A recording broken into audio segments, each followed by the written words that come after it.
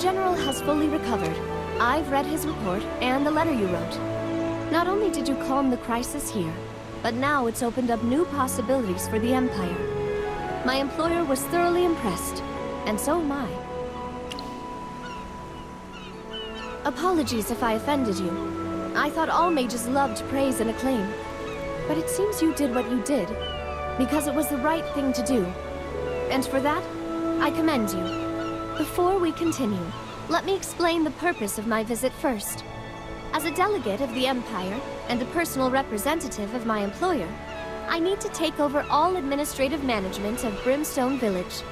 Also, I need to reassess the current situation in Brimstone Village based on your report.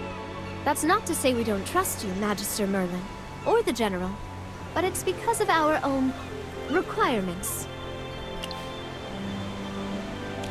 No, it is better to be clear, so there's mutual trust between us.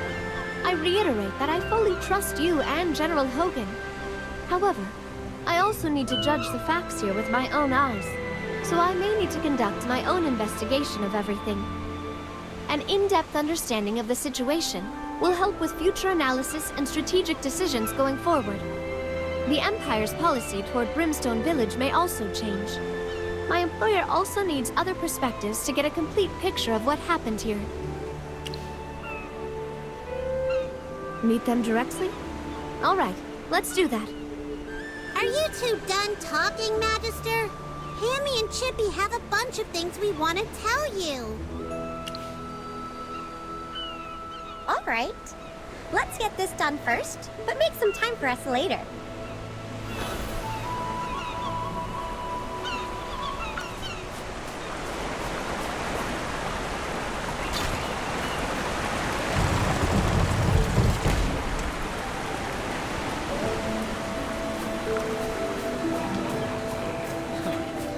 Hey, Magister! And the Envoy Lady! All right, let me first introduce myself. I'm Zany, and I'm currently the Chief Tinkerer of all things crafted here in dear Brimstone Village. It's an honor to meet you, Miss Zany. General Hogan and Magister Merlin have already told me about you. You're a technological genius with ideas that are ahead of your time. Moreover, it was with your assistance that General Hogan was able to escape safely. That was nothing. Oh, here, let me introduce you to Hyla, the person now in charge of Brimstone Village. Greetings. It's a pleasure to meet you, Madam Envoy. I heard that you're interested in our newly developed materials and processes. I'll show you around and introduce you to what we've been up to. Greetings. I've heard of you. You're the weapons expert in Brimstone Village, and a renowned blacksmith. When you were still accepting private commissions, any sword of your craft and your signature was beyond valuable. You're too kind. That was many years ago. Oh, I haven't introduced myself yet. You can just call me Evie. Is it okay if I refer to you two by your names? Go ahead, Evie. So, is there anything you want to check out? Well, there are many. Some things may seem a bit trivial. Don't worry about it. Just tell us and we'll do our best to assist.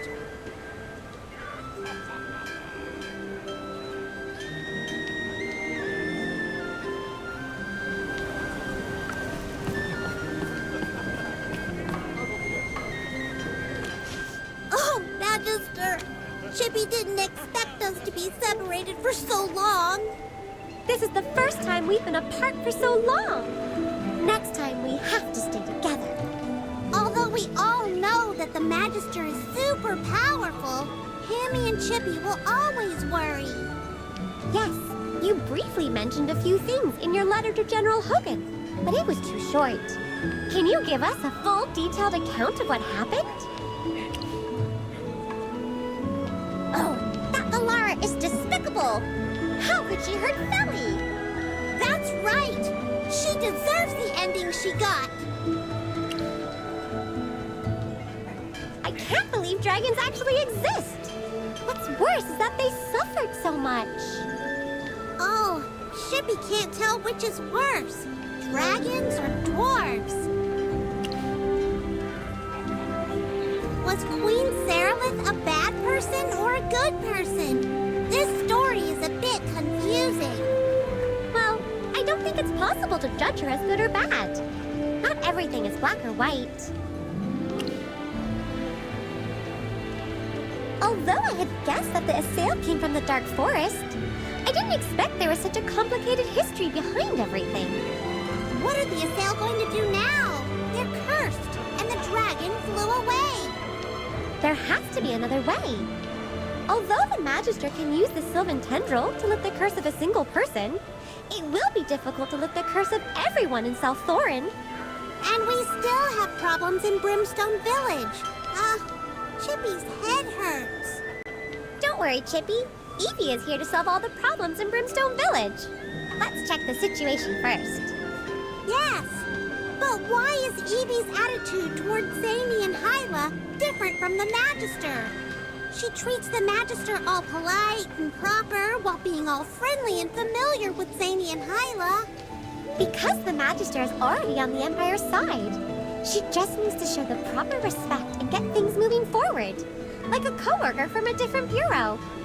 But the dwarves in Brimstone Village could be considered her opponents in upcoming negotiations.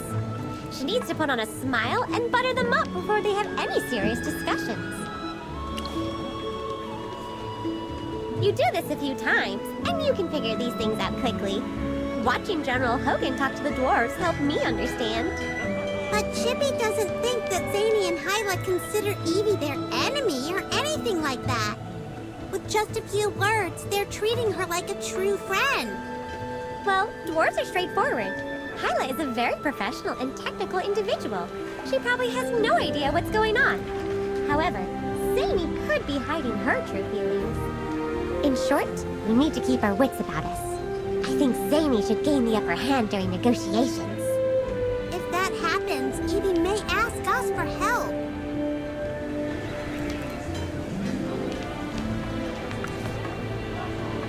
Apologies for getting caught up with the two ladies over there. Right on cue. Zany shared some fascinating insights into Brimstone Village's current operations and its key mineral veins. I suggested we visit the mines together for a closer look. You should be more familiar with the situation here in the village. Do you think you can help investigate this side of things?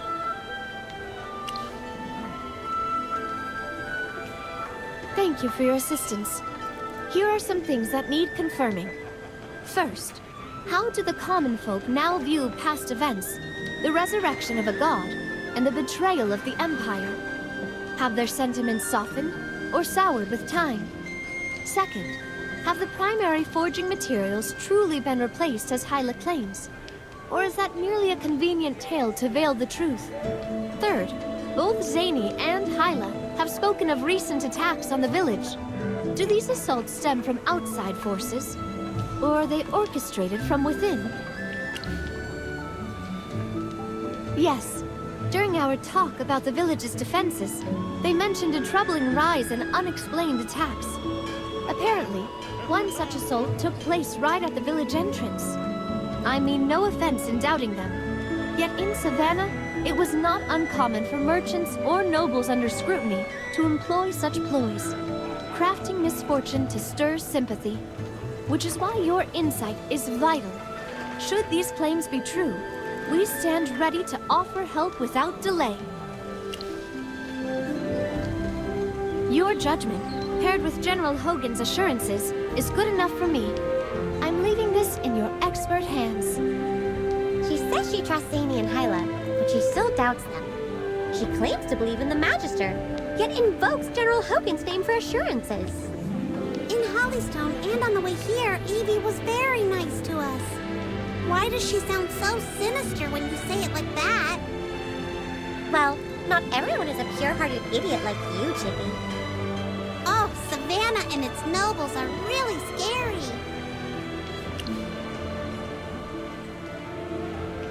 That's true.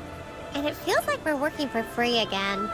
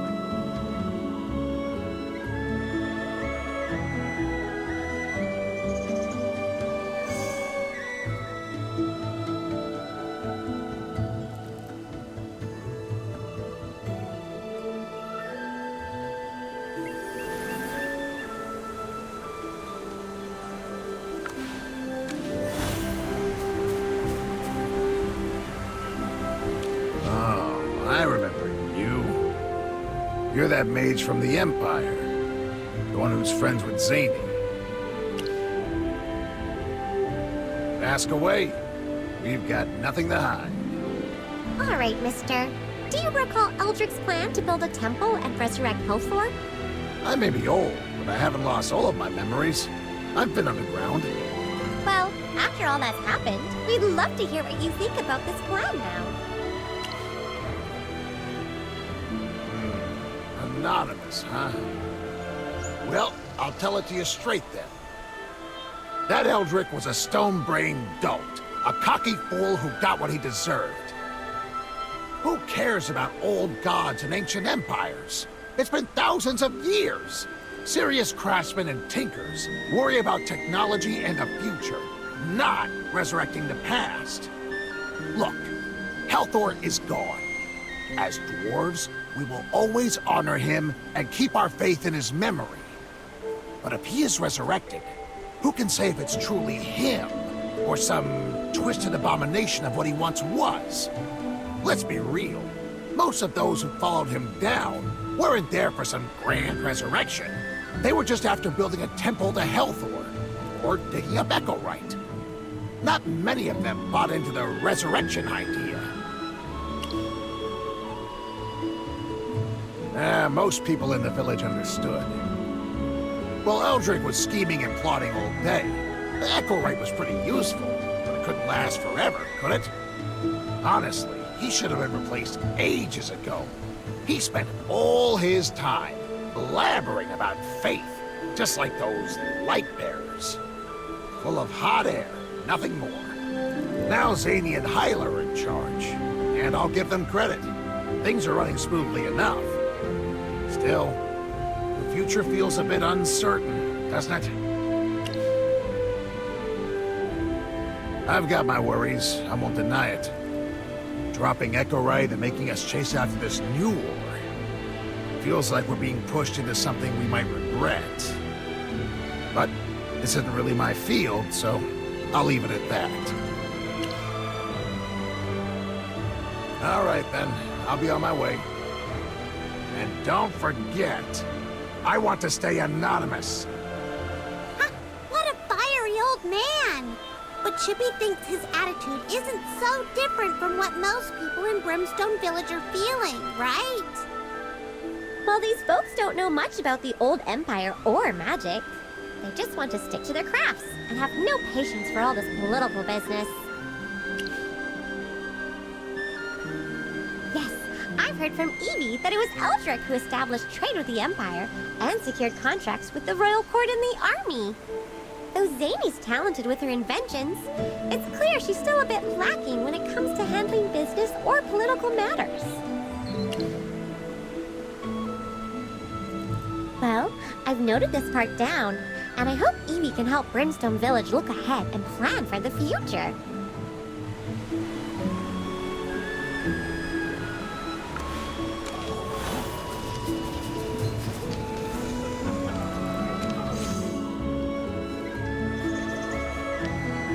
Magister, we've done everything that Evie asked of us. To begin with, none of the villagers believed in Eldric's plan to revive Helthor. With Eldric gone, no one is going to try again. Right! Then there's the matter of the new ores. Echorite has indeed been replaced by Cellestrite. Let's talk about the scale we found. With that type of shine and texture, I feel like we've seen it before. It's very familiar.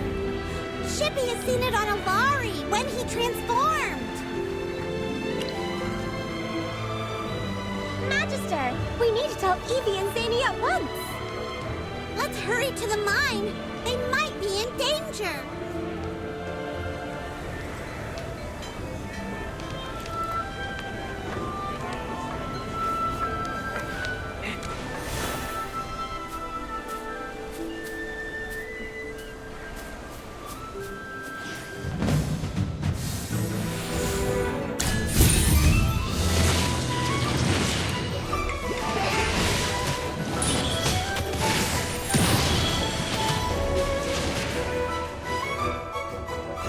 I have prevailed.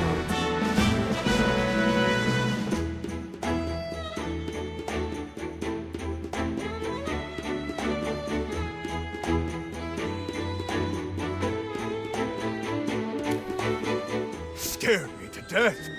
One of them just pounced on me out of nowhere. Aren't these monsters from South Thorin? What are they doing here? Yeah, I used to watch over the mines, and occasionally saw a few of these things. But it's strange to encounter this many here. The destruction found in the village must have been the work of the corrupted Assail. Things will get more dangerous if they've increased their hunting range. It's unclear if the attacks will spread the corruption among the dwarves, but getting injured may be unavoidable. So, what do we do? We still have a lot of work piled up.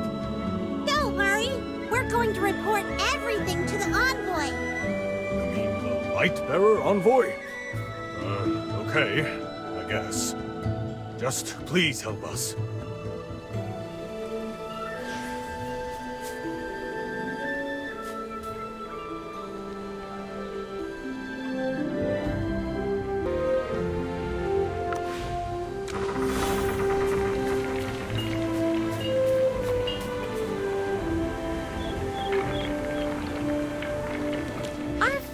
Cleared up most things, but the attacks on the village are going to be a bit troublesome.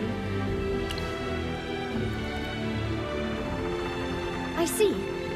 I'll also share what I've learned. While Hyla may lack the qualities of a traditional leader, her expertise as a technical director and project overseer is undeniable. That said, I must say that Zany possesses a more natural aptitude for guiding the village. While both have their merits, neither is fully equipped to manage the village's unique challenges. Luckily, administrative management is my area of expertise. And now we reach the delicate matter at hand. No doubt a few folks suspect me of trying to seize power. But rest assured, if I wanted a coup, I'd have brought better stationery. My duty here is to assist. If their usefulness to the Empire wanes, I'll act to mitigate the fallout. But so long as they prove valuable, they'll have my full support and help. Yes, I agree. Brimstone Workshop's reputation, your investigative findings, and the verification of new mineral deposits are all evidence of their continued worth to the Empire. Yes, the current attacks definitely need to be dealt with. After all, the villagers are subjects of the Empire. Matters concerning the safety of our citizens cannot be ignored. The problem lies in the fact that these monsters are from South Thorin. I was officially appointed to oversee the affairs of Brimstone Village. South Thorin, on the other hand, is a new, unrecognized country. No official communication channels have been established yet. I'm not in a position to interfere, let alone make any promises as a representative. Given my employer's standing, even well-intentioned contact might be misconstrued as exceeding one's authority. I'd like to ask you all to go to South Thorin to investigate the reason for the escalating attacks by the corrupted Assail. Are they doing it intentionally, or just unable to stop them? Every piece of intelligence we gather today becomes leverage tomorrow. The Empire will decide South Thorin's fate based on facts, not rumors. And my employer intends to help shape that decision. It's up to you again, Magister Merlin.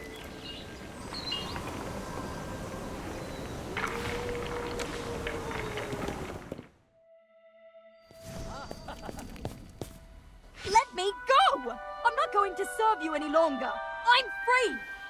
Need I remind you that it was my gracious decision to elevate you to my service?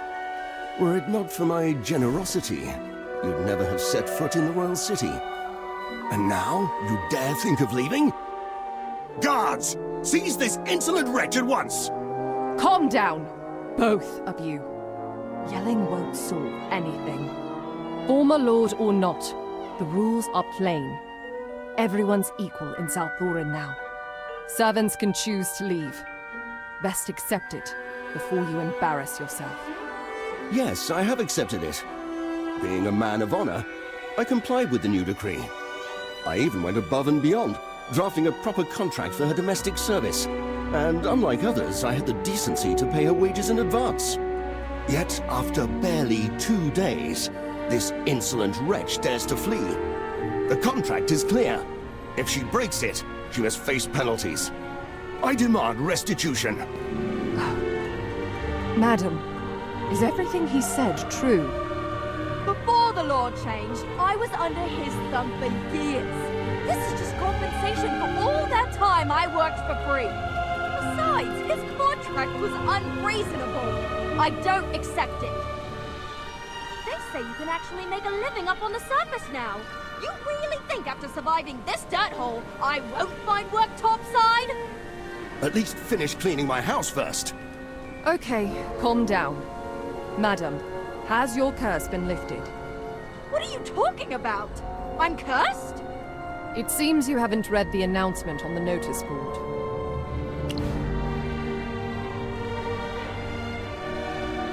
Ha! It's good to see you again, Magister Merlin. As one of the parties responsible for all this change, it'll be easier for you to explain things. Yes, if you go to the surface without having your curse removed, you'll be corrupted. That's horrible. Let me reconsider everything then. You can reconsider things while cleaning. Get out of my face! I ain't working for you ever again! Hey! Don't go! Come back! We're not done talking! All right, calm down. She won't be leaving Southoran anytime soon. You go home and wait. We'll try mediating and see if she wants to work for you again. Magister Merlin, although it's great to see you, why the sudden visit? Well, the captain should be in the square at this time. You should check if he's still there.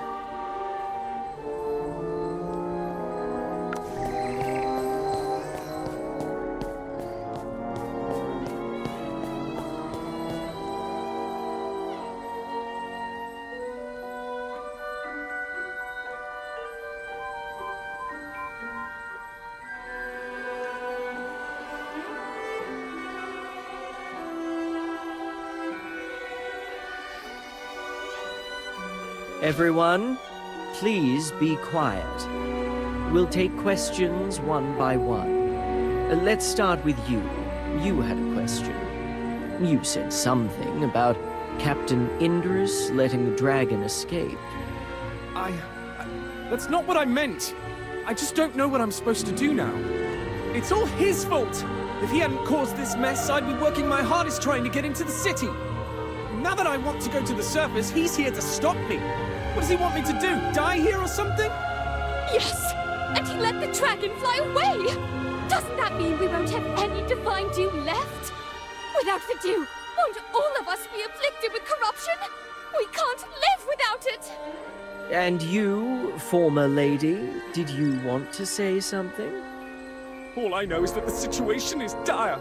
Corruption is everywhere, more than ever before. Well, the divine dew is still being distributed, and order is still being maintained.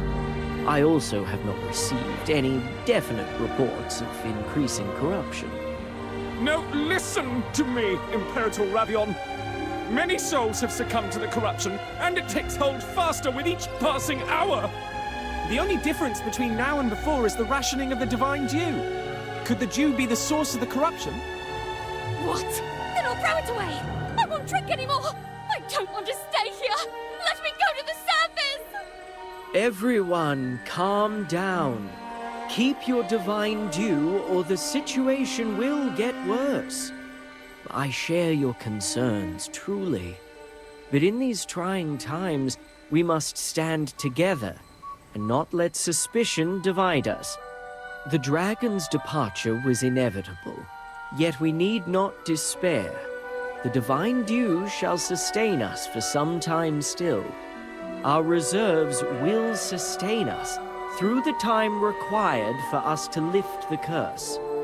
The reports of increased corruption shall be investigated without delay.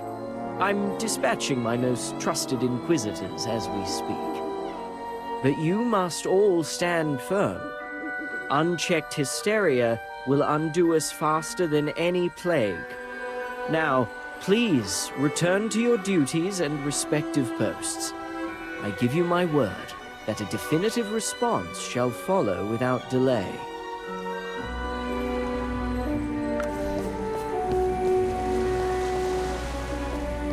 Ah, Magister. So, you saw me make a fool of myself. I'm not good at dealing with these types of situations. Everyone has their own ideas, yet the words they speak may carry a different tune. It doesn't help that sometimes they're at odds with themselves. Their voices ring loud across the square, true. Yet order demands wisdom. We cannot bloody our hands each time tongues wag too freely. So, my dear Magister, to what do we owe this unexpected visit?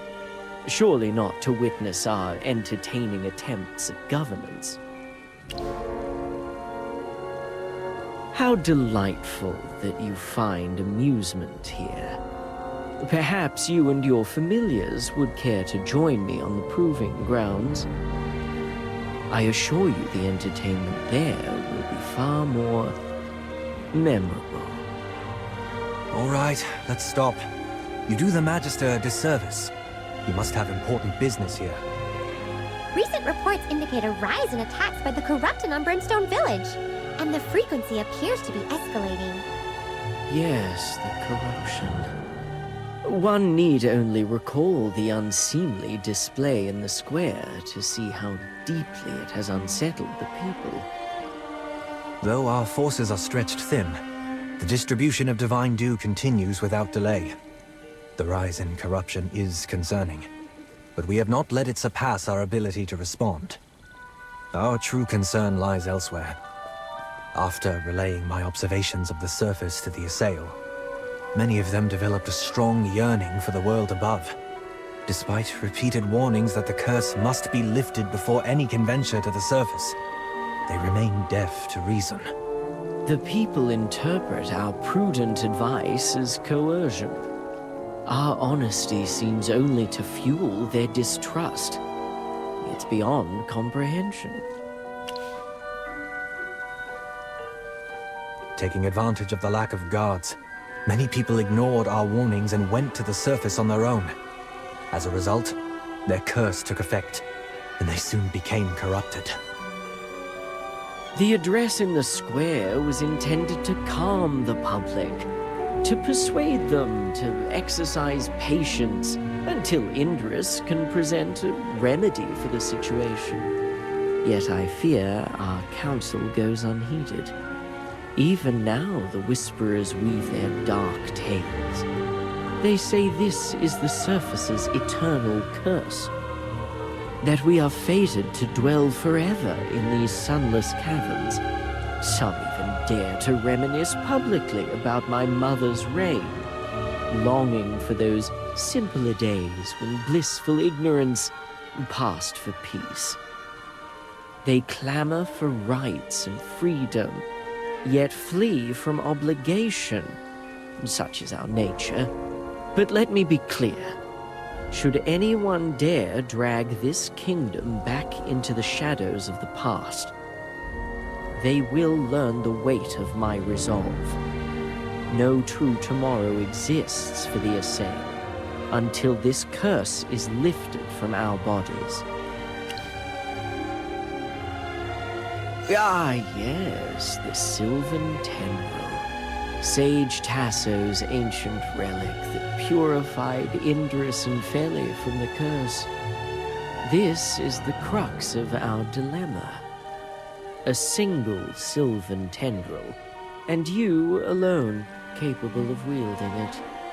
Should we proceed at this glacial pace, Salthorin will crumble to dust before a fraction of our people are cured. Well, it's from the Dark Forest, our ancestral home. Indeed, were more such treasures to be found, it would aid us tremendously. In the Dark Forest before, we encountered so many magical things. Maybe we can find some clues there. A journey to the Dark Forest at this very moment? Perhaps a brief delay would be wise. There are matters I must first verify within my mother's records. We should leave no tome unexamined, no record unchecked, before we proceed. There exists a certain manuscript in the palace. Its pages may hold the answers we require. I propose we investigate this lead first. Truth be told, I'm no scholar. I'll leave the research to those with keener minds. I'll hold the post here, settle what's left of my duties, and then join you once all is in order.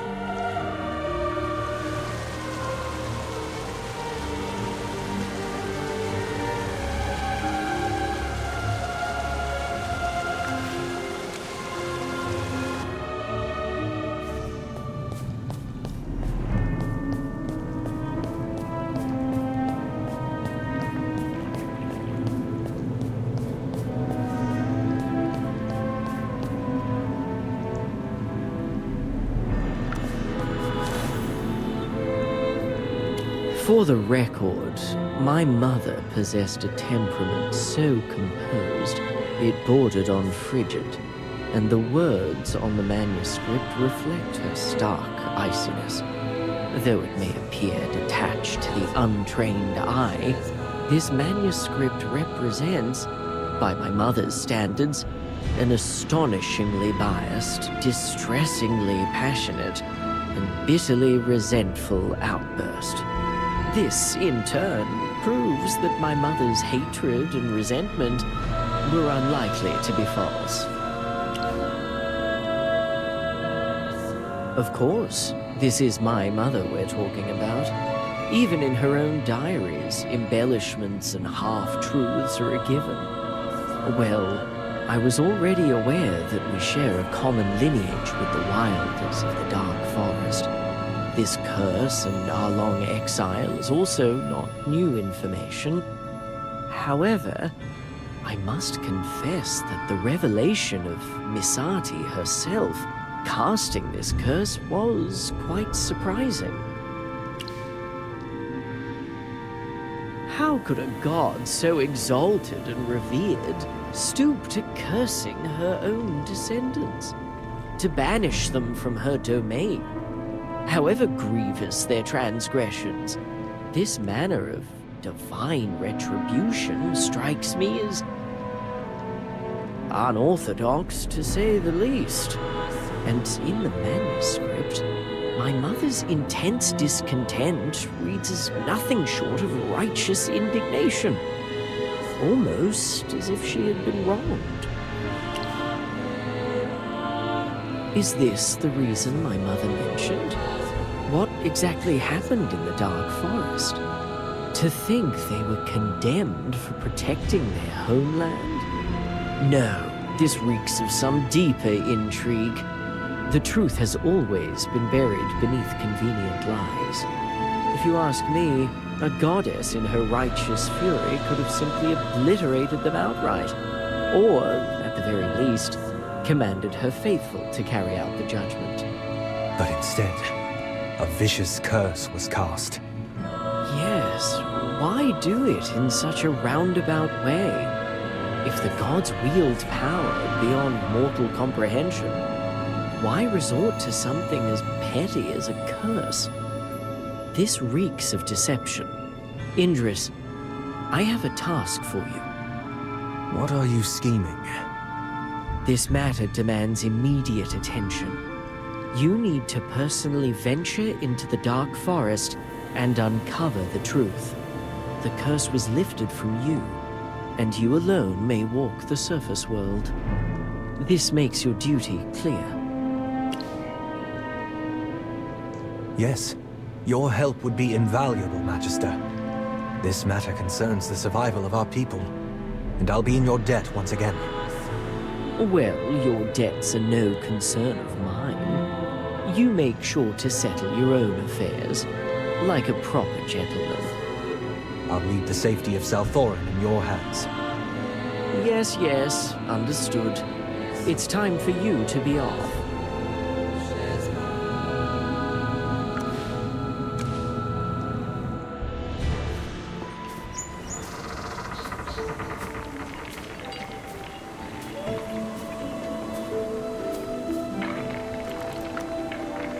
Oh, Magister Merlin.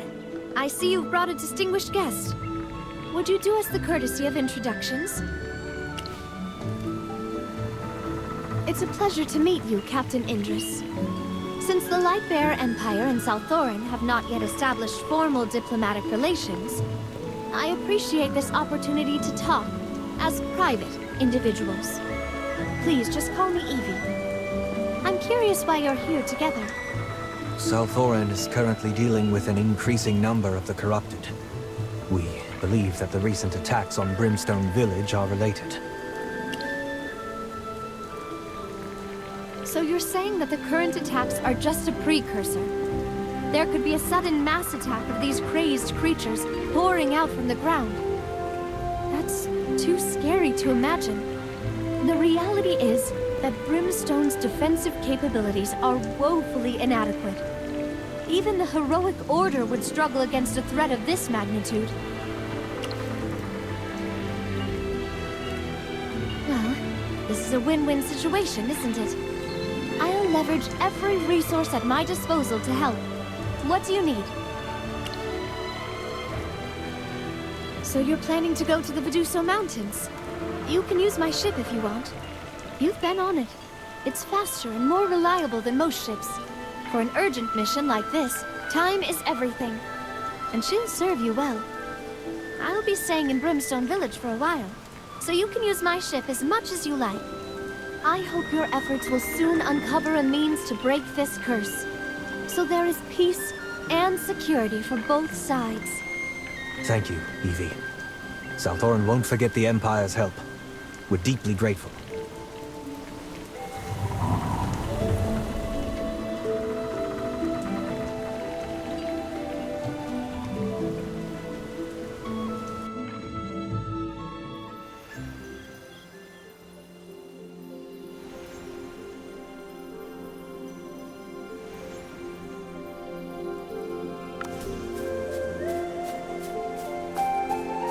Here, the world feels quiet and warm, bathed in sunlight and scattered with flowers. The clatter of workshops and the marks of industry seem far away. This place brims with natural life. It's nothing like Brimstone Village or Salthoran. The residents wear peaceful smiles as if they are one with the very nature around them. Are they truly the same as us? The assail of the past? It's hard to believe we were once a people who lived in such harmony with nature. It feels as though I'm looking at another version of myself. A self that had never been cast into the depths below. Don't lose heart, Indris. We're here to find a way to lift the curse. Once we succeed, you and all the Assail can be like them. Hammy is right. But Chippy also thinks that Salthoran is super special. Thank you for your kind words. I won't let sadness weigh me down. Magister, let's go seek the Sage's counsel.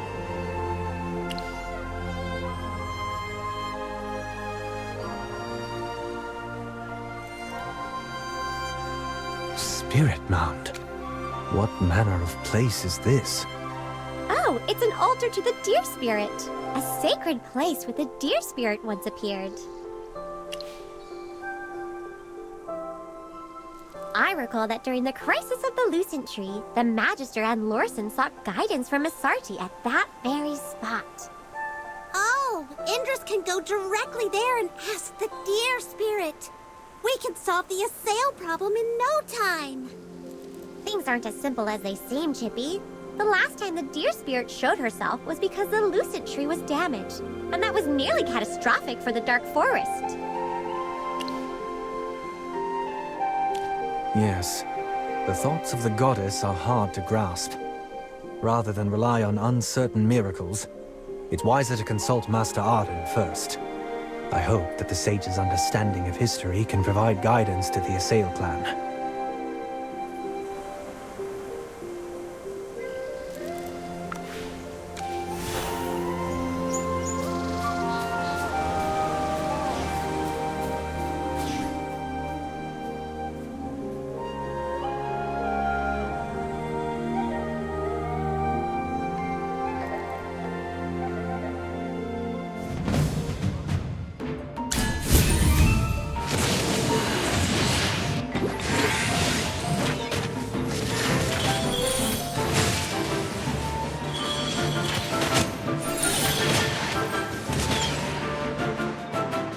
Was there ever any doubt?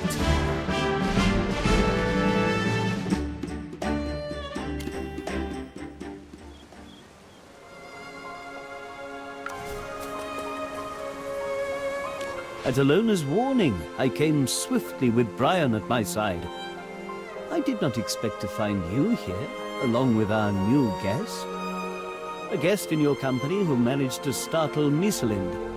I can only assume this friend hails from somewhere unusual. Master Arden, I am called Indris, born of the Assail clan of Salthorin. 2,000 years ago, my forebearers left the Dark Forest. Apologies, but the tale of my people is so tangled that I hardly know where to begin. Magister, could I trouble you to help explain it to them? This is even more tangled than I expected. It seems you've had quite an incredible journey together. As for the matter of lifting the curse, I cannot offer a direct answer. Yet, the events of that time are indeed recorded in the secret chronicles of the sages. In the time of the First Divine War, the gods and the Hypogeans met in fierce battle at Veduso. At that time, the humans had not yet united under the banner of the Lightbearer Empire. But alongside Jura, they came seeking aid from our people. The war had not yet touched the Dark Forest, for the Lucent Tree's protection kept us safe. Yet, after careful deliberation, the sages of that era weighed the risks and benefits, ultimately deciding to dispatch an elite troop with the Sylvan Egg to support Jura and the humans. Back then, we were also governed by the three sages, and if I recall correctly, it was Sage Tassa who led us during that time. Wait, what? Sage Tassa was Feli's ancestor, and one of the very founders who helped Queen Seralith establish the city of Salthorin. Indeed, the Sylvan Egg you once wielded, which holds within it a fragment of Misate's divine power. The Wilders of that era bore this sacred relic to aid Jura, a testament to their unwavering sincerity. It was mainly composed of a select group of dusk patrollers. Their captain was said to be a formidable woman.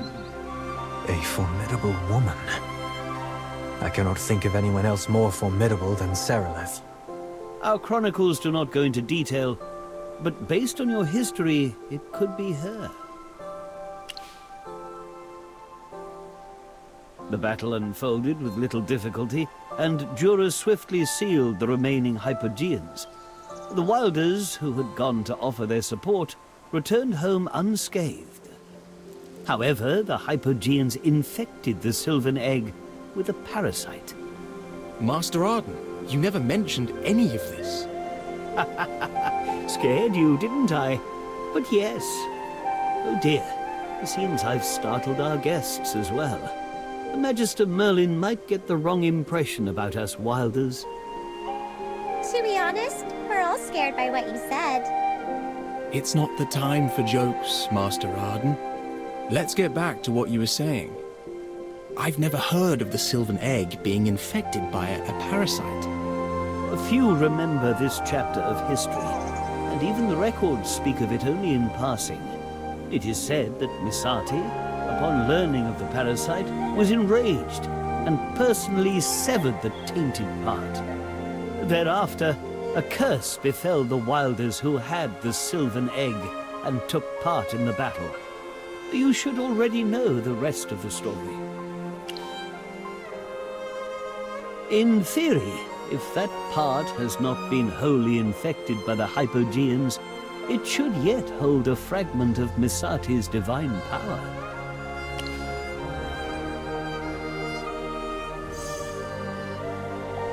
The Sylvan Tendril. Could it be? Unbelievable. This is, without doubt, a part of the Sylvan Egg. So, a part of the Sylvan Egg was really severed, and Misati did it herself. No power of the mortal world could harm any part of the Sylvan Egg. It had to be Misati herself. But it's strange. I can't feel any of the Hypogean's taint in the Sylvan Tendril. Magister Merlin, can you sense anything? Not only that, Magister Merlin used the Sylvan Tendril to lift the curse from Feli and me. That's the reason I'm here now. This is indeed puzzling. I cannot believe that Misati would pass such harsh judgment without just cause. The chronicles offer no specifics on the parasitic process, but they do note that Jorah did not make use of the Sylvan Egg. How did the Hypogeans infect the Sylvan Egg? This is the very heart of the mystery. The records also hint that Misati's wrath was not solely aimed at those Wilders, but also at Jorah. This very point has sparked debate among sages throughout the ages, for Misati is known not for her rage and vengeful spirit, but for her kindness and tolerance as a goddess. The only thing I recall is the time the Magister and I defeated a Hypo-Fiend inside the Temple of Helthor. It was hidden in the divine bow of the dwarven god Helthor. Though Hypogeans and Hypo-Fiends differ in appearance, they are fundamentally the same. Yet to dwell within a divine weapon and remain unharmed, that is rather unusual. Rather than speculate any further, perhaps it's best we seek the answer straight from the deer spirit.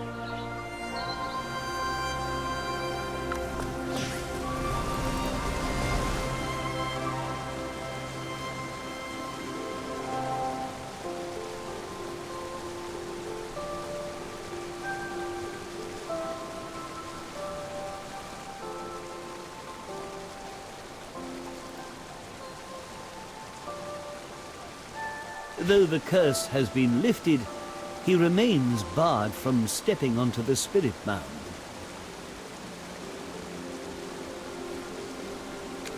The Guardians of Ivory Shade, the Mistlint, and even the messenger butterflies are blocking his path. So, even now, we who were cast out are still turned away by Misati. All signs point to a deeper cause for this resistance. We must uncover it before we can proceed. In this matter, we must entrust the task to those whom the deer spirit favors more. Bryon, seek out Aeron and have him return. Aeron has been journeying of late, and his whereabouts are uncertain. I shall have Elona seek him out and deliver your summons. Very well. As we await Aeron's return, guide our guests through these lands. Let Indris, above all, walk the soil where his ancestors once roamed. Understood, Master Arden. I shall do my utmost to guide them well. Thank you, Master Bryon. I'm also eager to learn how this place differs from Salthoran. Great! Now we can all play together! Stupid Chippy, stop thinking about playing all the time. Indris, there's no need to worry about Salthoran. Ravion is there managing the city. You're right. My thanks to you all. This chance to set foot in our ancestral homeland holds great meaning for me.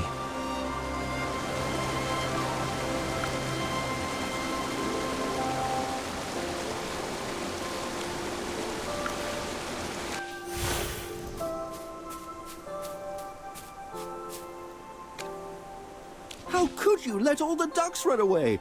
Didn't I tell you to be careful? Sorry. I accidentally got lost in my book and forgot about the ducks. I'm really sorry. I'll compensate you. These ducks were specially raised by my grandmother. What's the matter? Ah, Master Bryon. Here's the thing.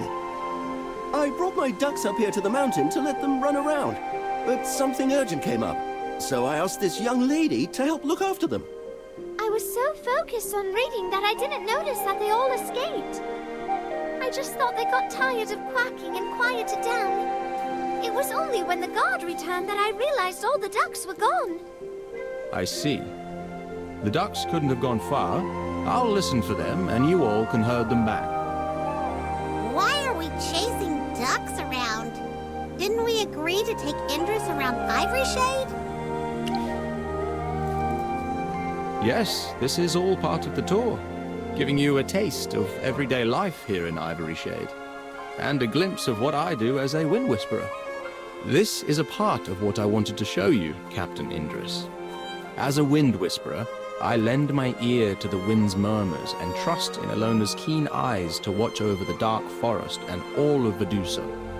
Yes, I understand you well.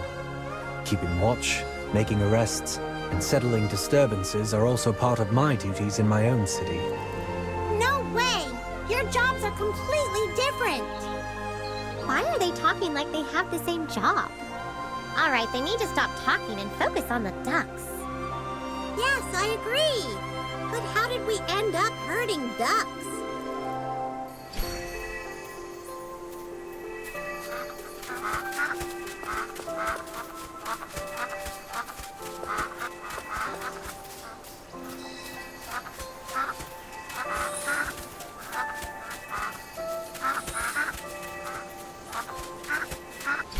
Thank you.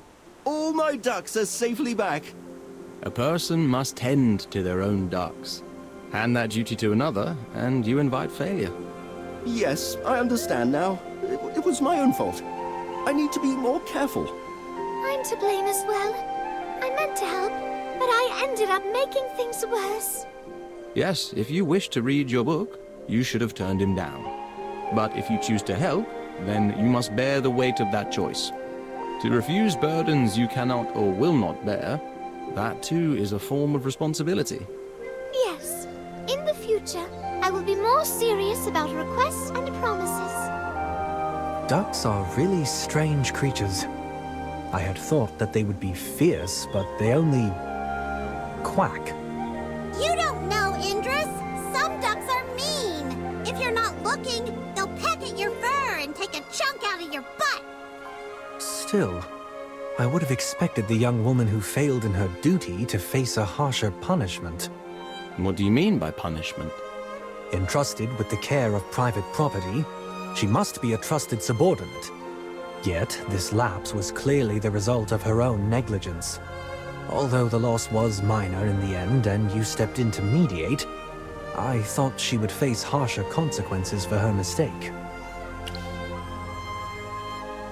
Yes, the ways of the people and their laws here in the Dark Forest are indeed different from those in South Thorin. Please, explain. Well, those who were quarreling were just friends, with no higher authority between them. In the Dark Forest, private matters fall outside the reach of the law. If a loss has occurred, compensation will follow. But if no loss was incurred, only the mediation of personal ties remains. In essence, the decision to reconcile lies solely between them. I was merely offering a fair critique of both parties. Lawson would move heaven and earth to see them reconcile. Aeron and Leica would offer words of wisdom or set the stage for cooperation, but they will not force it. Parisa and I approach matters in a similar fashion, though our methods differ. I believe that interpersonal relationships are private and should not be overly interfered with. In general, private disputes are typically not dealt with in an overly strict manner. What if it becomes a public affair? Normally, the three sages would issue the judgment in matters concerning the Dark Forest. However, with only two remaining, the judgment will be temporarily handled by the representatives of each faction. Should the matter prove to be of significant importance, Aeron will be notified to partake in the decision. Beyond that, there's not much more to it. Indeed. The people and the laws here are very different from South Oran's. The freedom here is refreshing. People trust each other, and there's this relaxed, inviting atmosphere where everyone is just so warm and friendly. I wish South Oran could be so as well.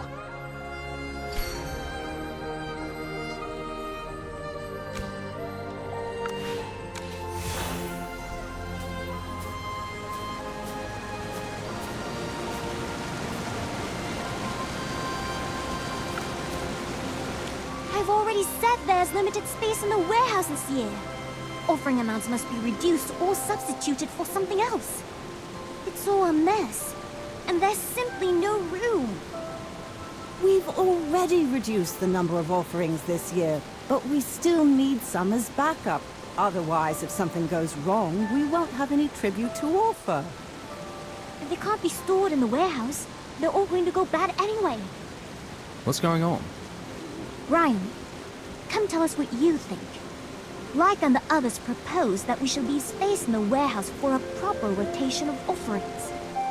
Therefore, the amount must be reduced, and I have already revised the request list accordingly. However, the offerings prepared by Lady Sandrine are excessive, and it is simply impossible for us to store them all. I've already cut the amount down as asked, but the offerings for the prayers can't be reduced any further. The offerings provided this time all require time to prepare. If our reserves fall short, it will be too late to replenish them when the need arises. Could you please introduce these two individuals and explain their positions? Lady Sandrine is one of the elders overseeing affairs in Ivory Shade, while Lily Jane serves as the warehouse keeper, responsible for storing and gathering offerings for Prayer Day. I mean, isn't Lily Jane being a little rude to Lady Sandrine? In my view, this is not a matter of disrespect. It is simply a clash of responsibilities. So, we should help resolve this conflict between their duties. Yes, let's lend them a hand. Magister, I have a feeling you're quite skilled when it comes to organizing things, aren't you? All right, I'll help as well. Let's try to squeeze everything in. I'll lend a hand as well.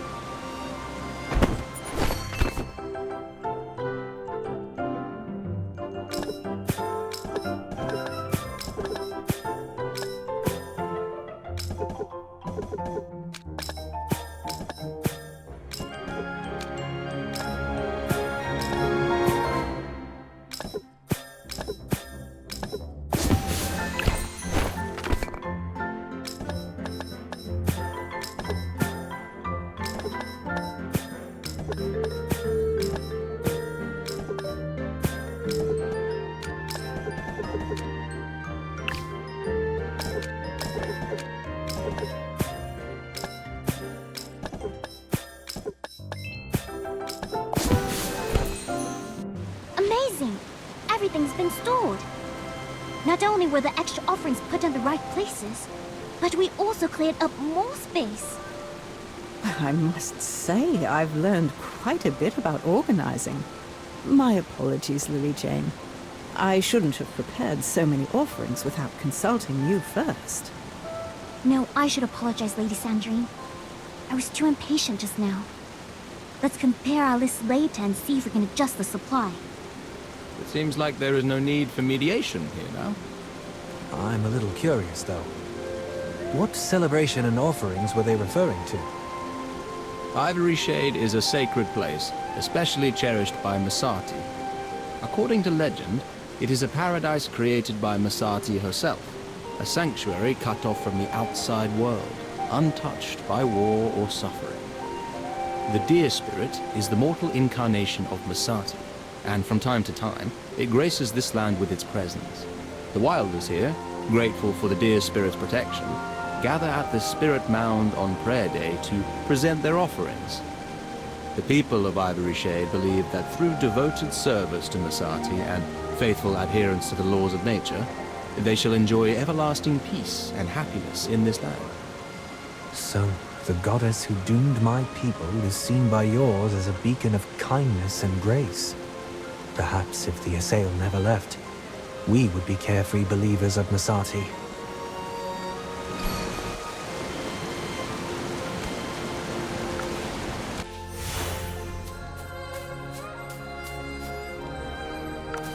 The flowers Feli planted are of a different hue than the ones here, yet they feel the same. Do you also like flowers, young man? Oh, is this your flower bed? I mean no offense. I just wanted to admire these lovely flowers up close. My friend loved tending to flowers. He even bred a new kind back in South Oran.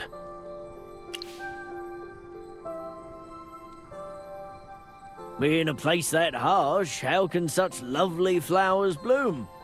Perhaps it's the heart of the one who tends them that shapes their beauty. Yes, my friend Feli really loved flowers. Our land isn't fit for growing much, and he didn't have the chance to find other kinds. So he had to work with whatever grew around our home. If you'd like, I can give you some flowers and seeds to bring to him.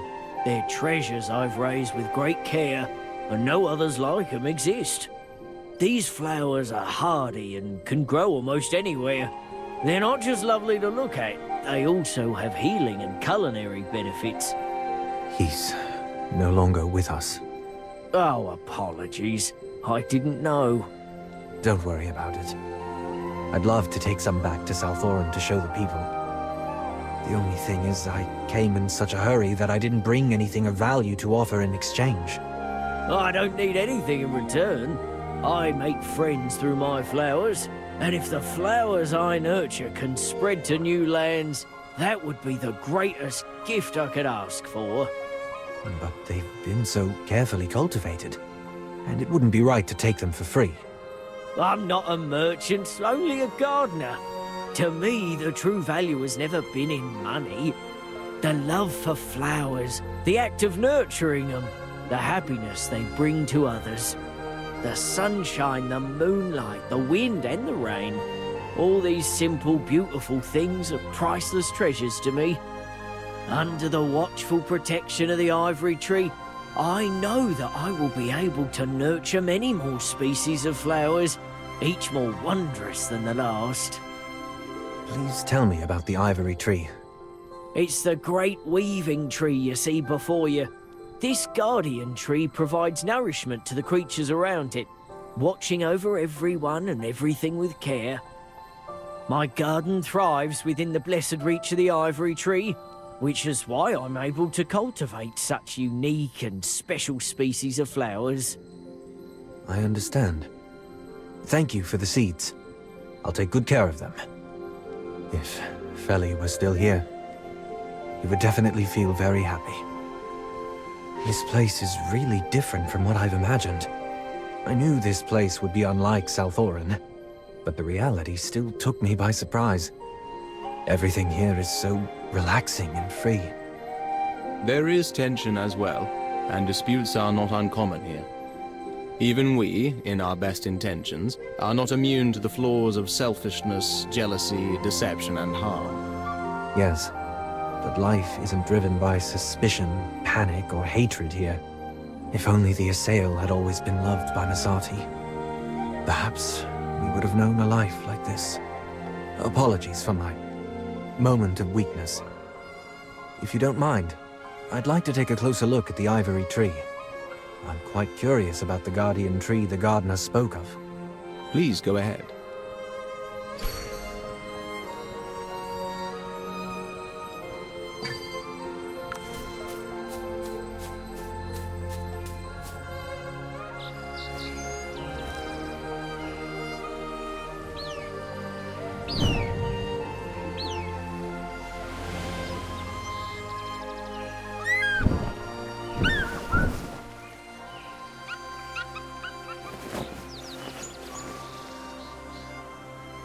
Everyone, Elona just sent word that Aaron has arrived. Wow, that was quick! Master Arden only sent the letter not long ago, and now he's already back. His destination may not have been far. Come, everyone. Let us go and meet him without delay. Now that Aaron is communing with the deer spirit, there is hope that the mystery hindering you shall be resolved. Yes, let us go.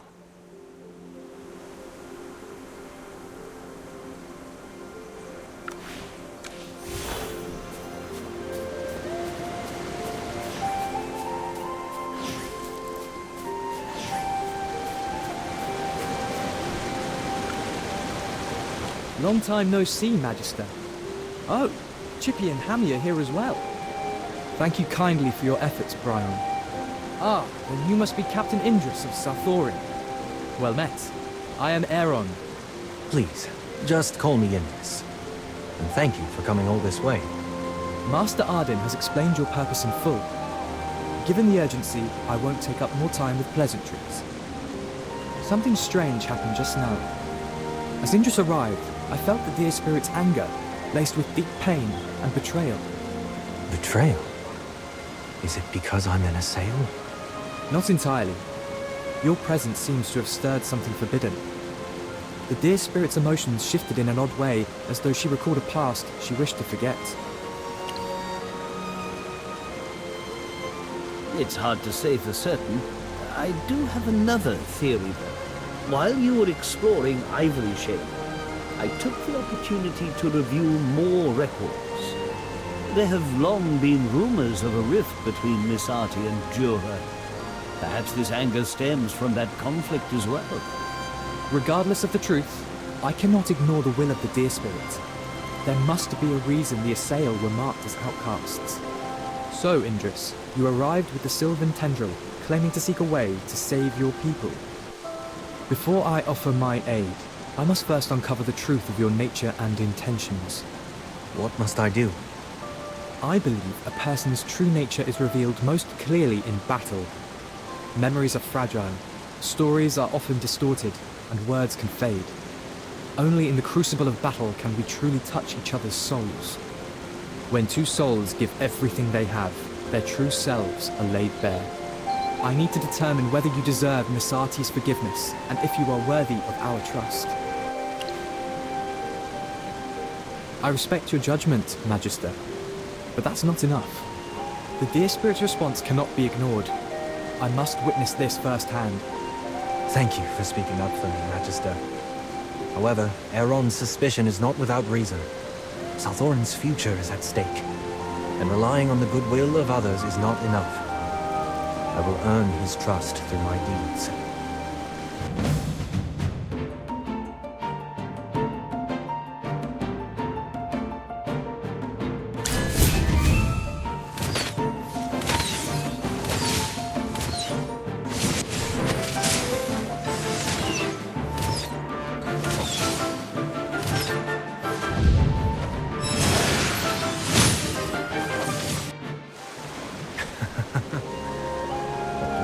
Sharp as steel and a will as strong as iron. Regardless of how this journey ends, I believe I have gained a greater understanding of the wilders of the Dark Forest. I feel the same, Indris. Your spirit blazed with courage in every blow we exchanged. It wasn't wild recklessness I felt from you, but the bravery of someone who's seen the worst and still chooses to move forward. Pardon my earlier offense. The unrest within the deer spirit clouded my judgment. Now I am certain that the deer spirit's rejection of you stems not from any failing of your own. I would like to hear more of your tale. The strength to face a dragon and shatter the grip of countless centuries of tyranny. Such courage stirs the heart. Misati has ever cherished fairness and truth, and shall not condemn those who seek it without cause. Yet her butterflies still barred the path to the spirit now. Yes, her anger and rejection still linger. I fear that speaking with the deer spirit alone won't be enough to find any answers. Come everyone, let us go to the Lucent Tree. I believe it shall grant me clearer guidance. I shall not accompany you for now. There's an old friend whose whispers I must heed first.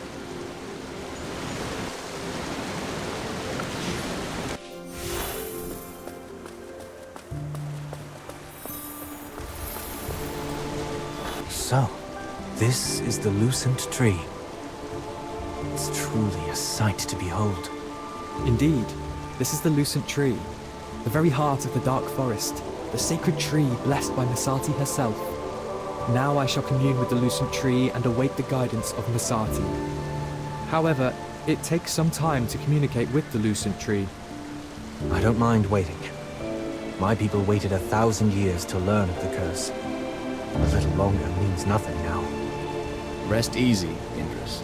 Aeron stands as the scion of the Lucent Tree, chosen and blessed by the Divine. Don't mention my title. It's embarrassing. See? Even the Magister agrees with me. You deserve the title. No one understands the Lucent Tree better than you. All right. Allow me a moment to focus. Please wait here while I commune with the Lucent Tree.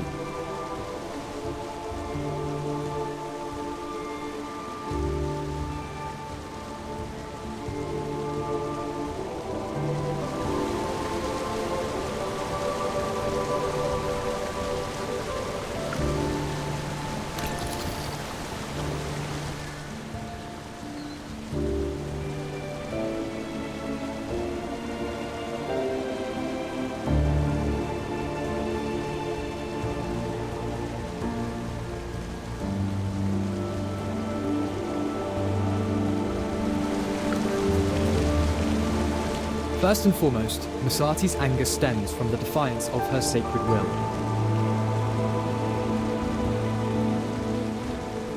During the Divine War, it was Misati's will to stay apart from the conflicts of the world, choosing instead the peace found in the shelter of forests and mountains. However, the sages of that era disregarded this sacred request, choosing instead to offer the power of the Sylvan Egg to Jura and the humans when faced with the war. And nearly the entire forest was drawn into the war, and this was the primary cause for Misati's fury. In other words, the corruption of the Sylvan Egg and the ensuing conflict weren't the main reasons. They merely served to fuel the fire. Yes, that's why Misati's punishment was so severe. Just as she had severed the corrupted parts away from the Sylvan Egg, she too severed your people from the Wilders. Do you mean that the curse was used to banish us from the Dark Forest? Yes, it was used to sever our ties. Through Misati's blessing, her people are woven into the very fabric of nature, their blood intertwined with the rivers and forests. Misati caused all the rivers and forests within her domain to turn away from the cursed Wilders. So the ground beneath their feet became a bed of knives, and the waters they drank scorched like magma. They were cast out from Misati's domain, no longer welcomed among her children. Then why were the Assail able to settle in South Thorin? Yes, the world underground does not belong to Misati. Well, the Magister used the Sylvan Tendril to lift the curse, just as one would use the Sylvan Egg to lift the punishment. The Sylvan Egg surely holds the power to lift the curse, but doing so would mean bypassing Misarti's authority and using magic directly to break it. So when Indris entered Misarti's realm, the Mesalin and the butterflies blocked his path, and the deer spirit grew angry. Is this why? Because we sidestepped her authority? There are still things we can't fully explain, but at least some of the concerns have been put to rest. I see. After hearing all that, I can see why Misati is so angry. But with the war spreading, as a major power in these lands, could we really have just stood aside? What followed was a great divine war that swept across Esperia. Although I don't agree with some of the decisions made by Sage Tasso and Serelith in the past. During that war, when the world was at risk, could we afford to do nothing? Therefore, I don't believe my ancestors were wrong in choosing to go to war. As for the corruption of the Sylvan Egg, it was indeed their fault. No, our fault. But we've paid the price for 2,000 years. Surely that's more than enough punishment, isn't it? Indris, the gods see the world differently from mortals. To Misati, this isn't simply punishment. It was also necessary to safeguard her people. Since you believe your ancestors made the right choice, then show the resolve needed to face Masati's trial. If you seek Masati's forgiveness, you must find the strength within yourself to renew your bond with the earth and the mountains. Only by proving your understanding of Masati's will can you receive her guidance and find the path to resolve the plight of your people. I'll do whatever it takes. Very well. Masati's messengers will guide your path.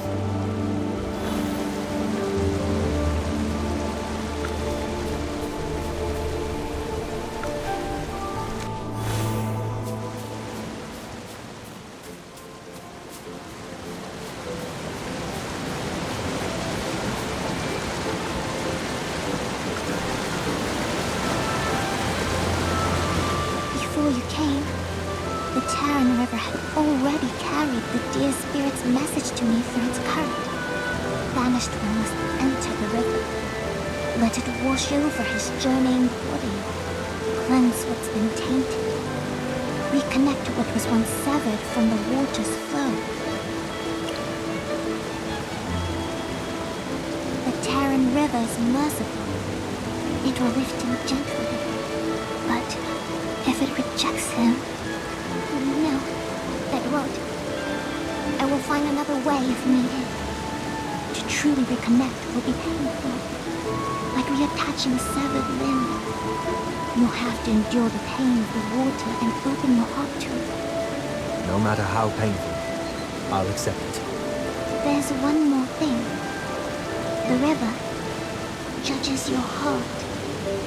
Don't try to deceive it. This is Masati's trial. She must confirm you understand the weight of defying divine will. I don't believe our ancestors were wrong. But I'll bear responsibility for our people. I'll show Masati my resolve. Don't be afraid. The Terran River won't harm you even if it hurts. And I'll stand guard. I'm ready. Let's begin.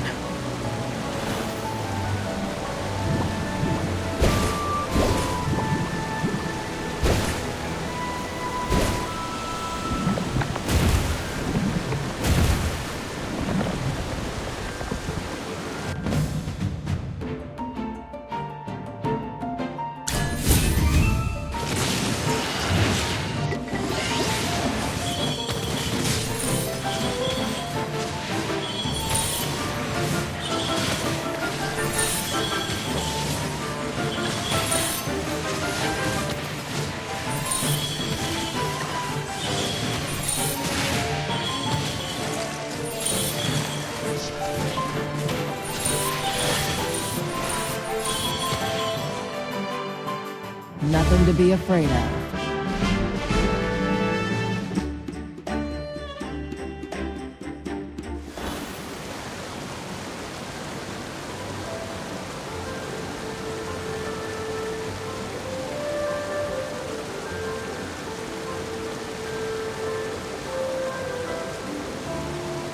I can feel it.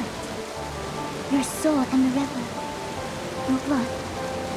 They're one again. Wherever you go, the awful ley lines of your homeland will follow. Thank you. I'm fine. Just a bit of residual pain. It's already fading. Now that the river's trial is complete, please tell me what the next one is. You're in bad shape. You really shouldn't move yet. It's best not to move. Why don't you rest for a while? Indris, this recklessness serves no one. Another trial now? You'd fall to a child's blow in this state. Thank you. I appreciate your concern, but this pain is nothing compared to the torment of corruption. You're pushing yourself too hard. Many in South Thorin still suffer under the curse's agony. The sooner I act, the more I can save. Earlier, Huon said the waters of my homeland are connected to me now. Yet, forgive my ingratitude. When I think of home, I still see South Thorin. I must save it. Change it. That's why I stand here. So please, Heron, tell me what the next trial is. Stubborn as mountain oak. But the next one won't be easier. Then, all the more reason not to waste time. Let's go.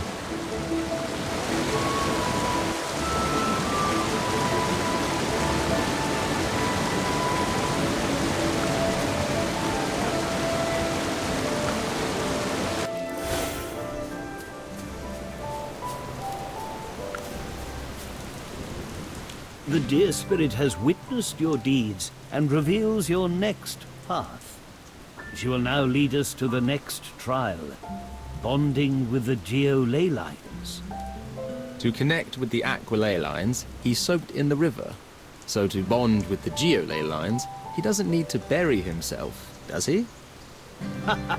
No such drastic measures. The Taran River's trial was to prove his worthiness of redemption. Now that Indris has shown his sincerity, we've reached the stage of true redemption. The Vedusa Mountains once flourished under Misati's grace, their ley lines hold. But Eomir's sins corrupted and polluted Rainford. It's been cut off from the earth. Indris must bring Rainford back into Misati's embrace. How convenient for a trial. Let's call it a win-win. What do I need to do? Truthfully, Magister Merlin did half the work already. He's already taken care of the hardest part, purifying the corruption. Now we only need to relink the ley lines. But Eomir's experiments drained the magic in the local geo-ley line. Only Earth Essence can repair them. Then let's go find some. That's the tricky part. The corruption lingers. The pure Earth Essence is rare in the Vedusa Mountains. Earth elementals. Salthorin has plenty of stone wardens. We might be able to draw essence from them. Good idea. You'll need to act fast. I'll also go help. I mean supervise. As Misati's witness, I must ensure nothing goes wrong.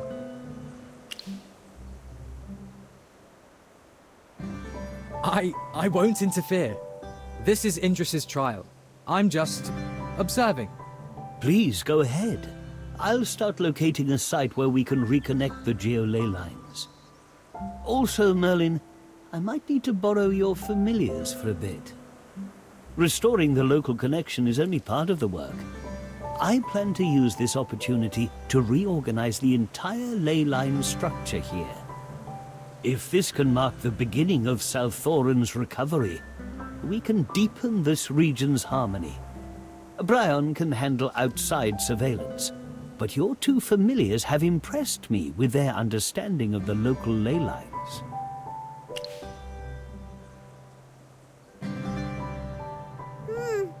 I'd rather stay with you, Magister. But it's true that we can be more useful here. Then please be careful on your journey. Indris, come back soon, too! Thank you. I will.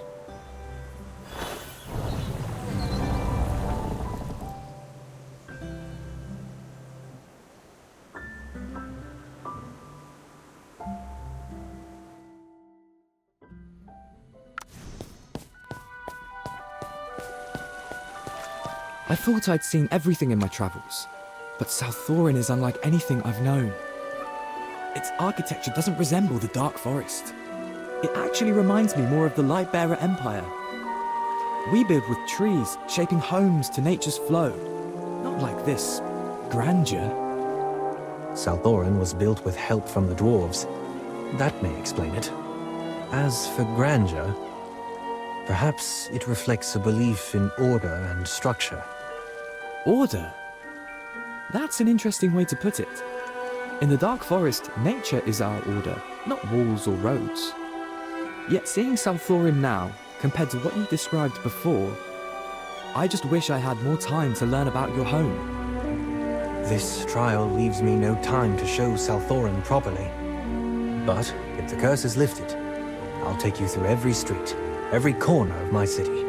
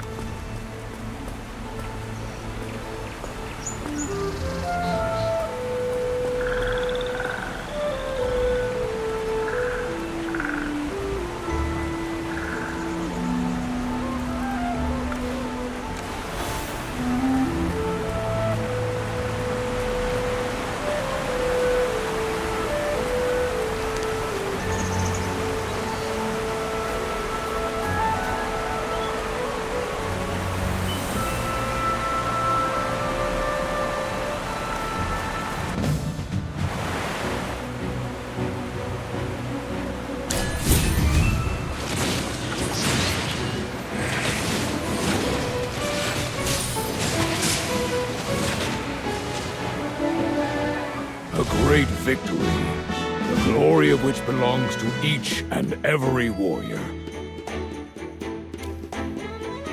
Thank you. I thought I was done for. Captain Idris, blessings upon you. Why are there Sin ones here? Where are the guards? I don't know.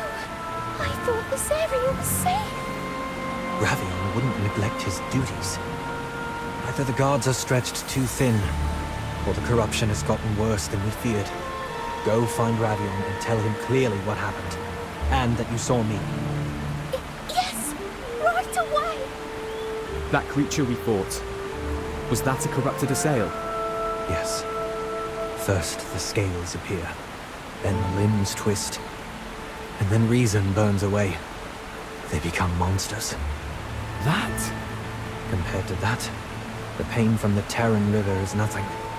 To me, the corruption is more than just a curse. I see it as divine retribution for our sins against the dragons, for our greed and theft. This is their punishment and Misati's. We assailed drown beneath twin condemnations. Which is why I must hurry. Who knows how many more will suffer if I don't? Understood. The Earth Essence takes priority.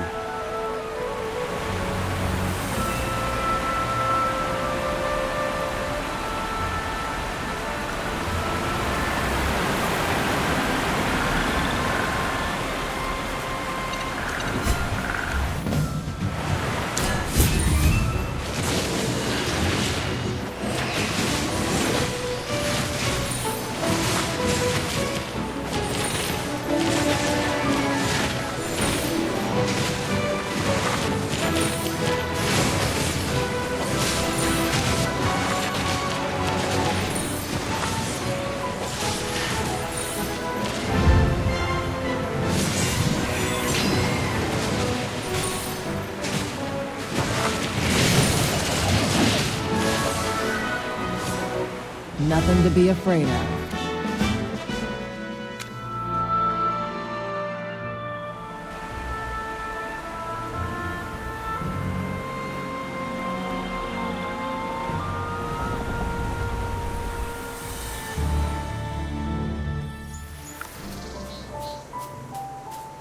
Judging by your faces, I assume you got the essence? We didn't let you down. With the Familiar's aid, I've pinpointed the ley line nexus. Restoring the geo-ley line might shift things. I've already asked Bryon to monitor the other nexuses. He'll alert us if anything goes wrong. The rest is up to you. It shouldn't be too difficult. Just let the Earth Essence merge into the geo-ley line, and it will repair itself and reconnect with the other nexuses. Then, Merlin, inject the essence here.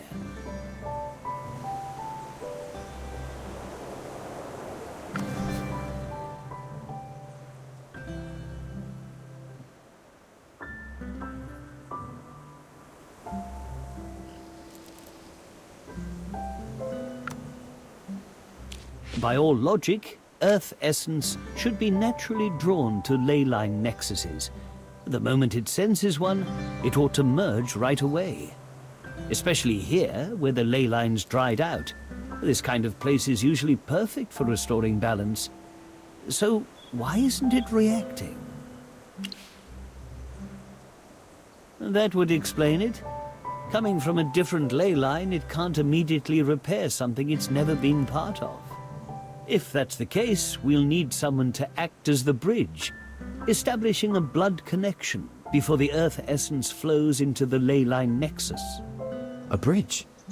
Master Arden, do you mean Indris? Not only him, you as well, Aeron. And Merlin's magic will be key to the process. Aeron, you'll call upon the ley line here in Misati's name. Indris, as an assail, you will guide the Earth Essence from Salthorin and help it resonate with this land. Merlin, you'll weave the Sylvan Tendril, combining the power of both the Dark Forest and Salthorin. Bind the two together. Indris, Your homeland and your ancestors' land have remained apart for over a millennium. Let this division end here and now. Let the lands be one again. May Masati witness my vow.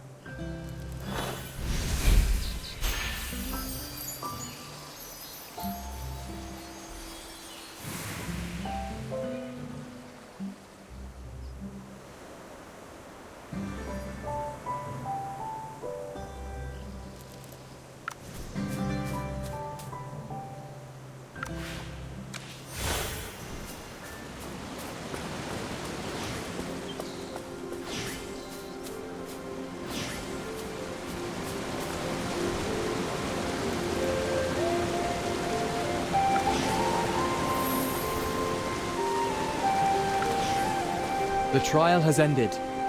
Masati is lifting her punishment, and now I will act as her hand. But Merlin, I still don't know how to undo what was cast upon us. Reintegration? Ah, you mean returning the sylvan tendril that was severed from the sylvan egg? Once the sylvan egg is whole again, the foundation of the separation curse will be undone. Merlin, with your magic, the sylvan tendril has already cleansed Feli and me of the curse. So, with Masati's blessing, and the sacred light of the Lucent Tree, a restored sylvan egg may even... That's wonderful news. Finally, a glimmer of hope. There's just one thing I can't wrap my head around. If this punishment stemmed from separation, why did Masati entrust the corrupted part to someone in exile? Even if it was tainted, it was still once part of the Sylvan Egg. It held divine power, didn't it? Perhaps Masati had a greater purpose we do not yet see. For now, let's focus on reintegration. If it works, then we'll journey to South Thorin next. And if it doesn't, no, we won't fail. It's time. Let's begin.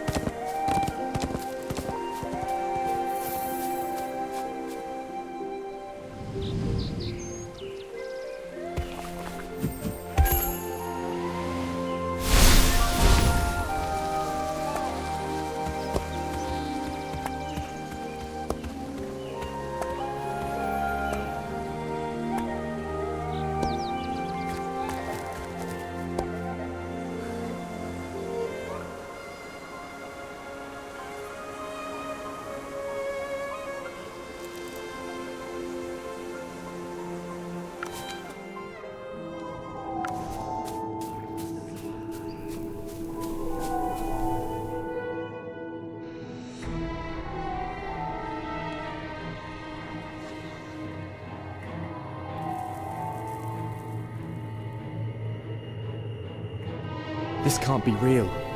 How could something so vile exist within the Ivory Tree, which was once blessed by Masati? And look at the walls. They're discolored. It's corroding the entire space. The deer spirit brought us here for a reason. We must uncover it. Then we press forward.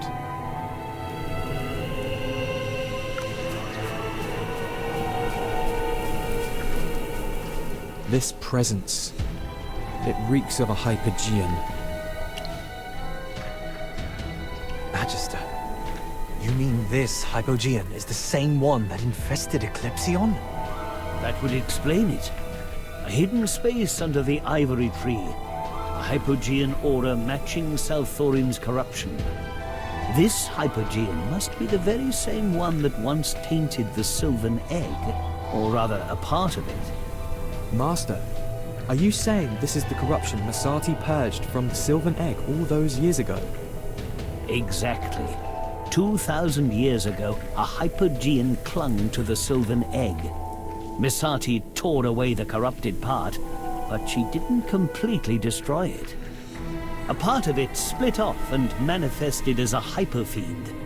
It followed the Sylvan tendril to South Thorin, and eventually rooted itself atop Eclipsion. There, it was contained by Helthor's power. But weren't all Hypogeans sealed away by Jura? How can it still... Perhaps it was cleverer than we thought. Hiding within the Sylvan Egg itself, it may have slipped through Jura's grasp. That would mean it still holds the power to provoke Masati's wrath, and shake the foundations of the Veduso Mountains themselves. I have to... Get back! It's hatching!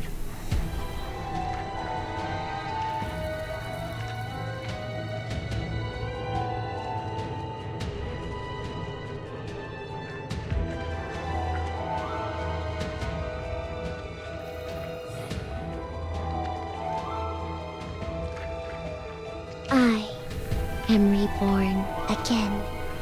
You are ripe and full.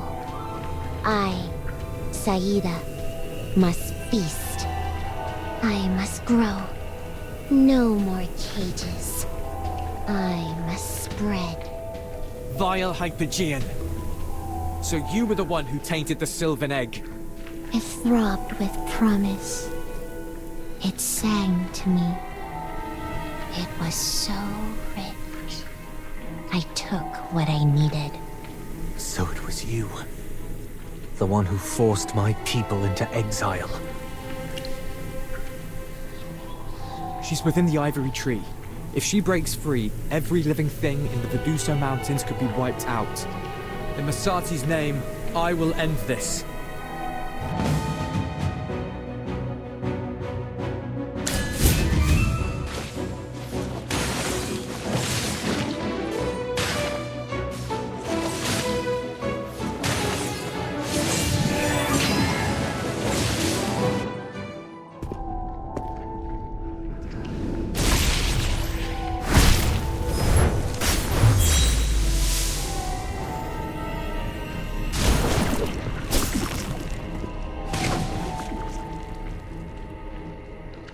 Her aura. Why did it suddenly spike? This is bad. We brought the Sylvan Egg into this space, and she's touched it again. And not just that. Look at those seeds on the ground. She's using them to regenerate. That's what makes her so dangerous. I cannot die. Not while there's a root to cling to. Sap to drink. Flesh to hollow out. I spread. I feed. I sink into roots. I twist into trees. I hollow the forest. And now, I breathe through everything. Shut your mouth, Hypogean. Calm down, Aeron. She's still talking, which means we can still get information out of her. We need to figure out how to beat her. I found the fruit. Warm. Throbbing. They discovered me. Dura tried to cage me. But I slithered free. My roots sank deep. Even as the fruit withered, tendrils spreading through dark places. Safe. Waiting. Then came the fire. It burned. But not all of me. My deepest roots remained hungry. Patient. You're here. So sweet and tender. You will feed me now. How generous you are. Come closer. Let me taste. Through you, I'll live forever. Let's try it. We'll burn her seeds to stop her from regenerating. And sever her roots. Cut off the source before she regrows. I'll use the Eclipsion. My bow is said to never miss, and will chase enemies across the land. Powered by the fiery essence of Hellthor and Dragonflame, it's made for hunting down evil, like her. Let's strike her down with everything we've got.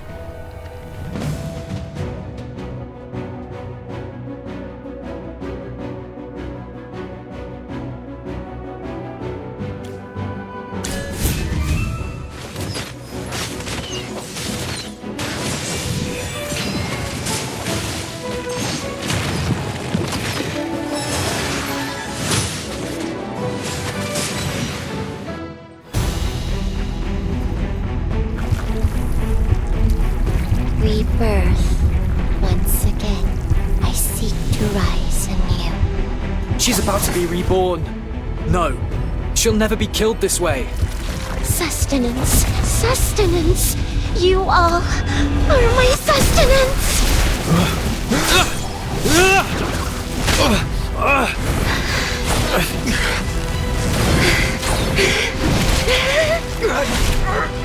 Idris!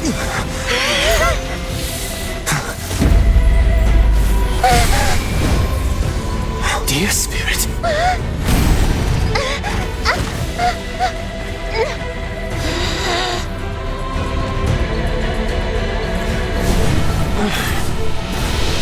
She's weak.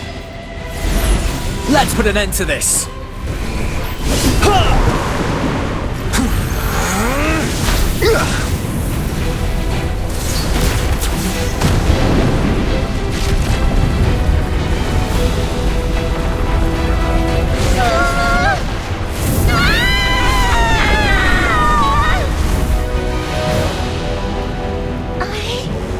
I will reborn again.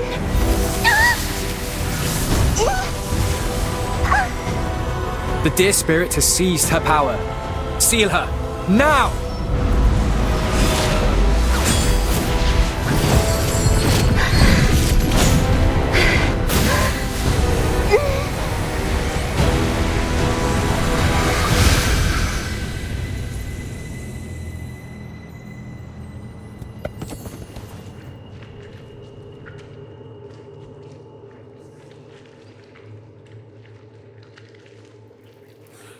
Did it work? She's not regenerating. The Ivory Tree. The Dear Spirit. I can feel them. They're overjoyed. It's granted me memories from Misati herself. Back then, the Hypogean had already infected the Sylvan Egg. Purification was impossible. To cut away the corruption, she had to tear out a piece of her own divine power. So she created this hidden space, sealing Saida's core body here, and hoped the Ivory Tree's power could slowly purify it. The rest of the corrupted fragment. It traveled with the Sylvan tendril to Salthorin, alongside my ancestors. No wonder Misati was so furious. This Hypogean has been a threat for 2,000 years. Misati likely believed that dividing and sealing her in two halves would weaken her enough to keep her contained. But she underestimated the nature of a parasite, never anticipated that even split, Saida could slowly regain strength in both places. Misati had no other choice. If the Hypogean fully merged with the Sylvan Egg, the whole of Vedusa would have been destroyed. Separation was the only way forward, but the price was immense. There was one thing Misati overlooked. A parasite can silently influence the host's will. Whispers here, seeds there, until the host doesn't even know they're compromised. Saida's influence and the cursed punishment slowly poisoned the minds of the assailed. Is that why Serelith became so obsessed? Saida was even able to hide a part of her within the Eclipsion. The Hypogean preyed on all their despair, turned their grief into a path for her own return, luring them into even darker paths. So, they weren't punished for defying the goddess, or joining the war. but because they unknowingly brought a Hypogean back to the Dark Forest and gave her the perfect host. Misati's judgment was meant to protect all other life, but a 2,000-year curse. It's still a cruel fate. I believe Misati's true intention was never to punish you forever. She was waiting until Saida could be utterly destroyed. Then, this was our true trial. Our redemption. Yes. Now you may tell your people that the Assail curse can finally be lifted.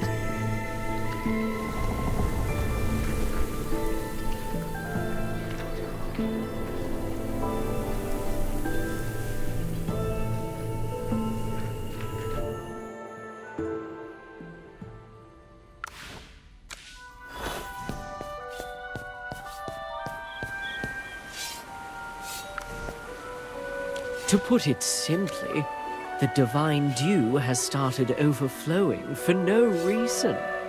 And with it everywhere, folks are letting their guard down. Some have gone up to the surface and gotten corrupted. Others are talking about restoring the old ways. Oh, who might this handsome guest be? Ravion, mind your manners in front of our visitors.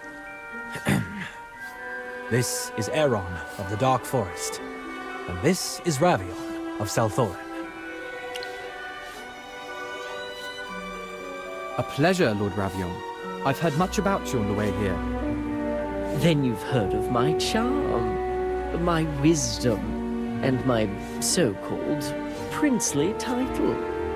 All things that no longer exist. And we mustn't forget my mother. Enough. To the matter at hand. Sounds like you've had quite the time together. Let's stay on task. Right. The curse is no longer the only issue here. Our divine dew reserves will sustain us temporarily. But we're close to lifting the... Lifting the curse is merely the beginning, Indris. The true challenge is breaking the chains around people's hearts. The Assail have been bound to the underground and the curse for 2,000 years. Their fear and sense of tradition run deep. Even if the curse lifts tomorrow, do you really think everyone will be ready for a new way of life? Sunlight burns when all you've ever known is shadow.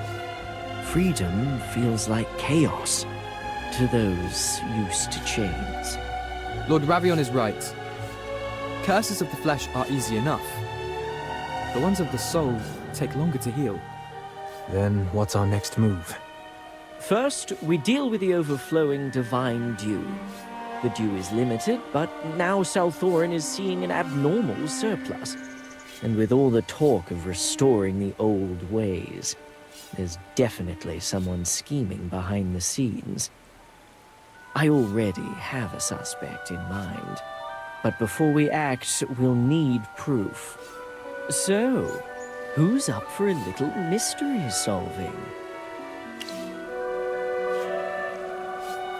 I knew you would, Magister.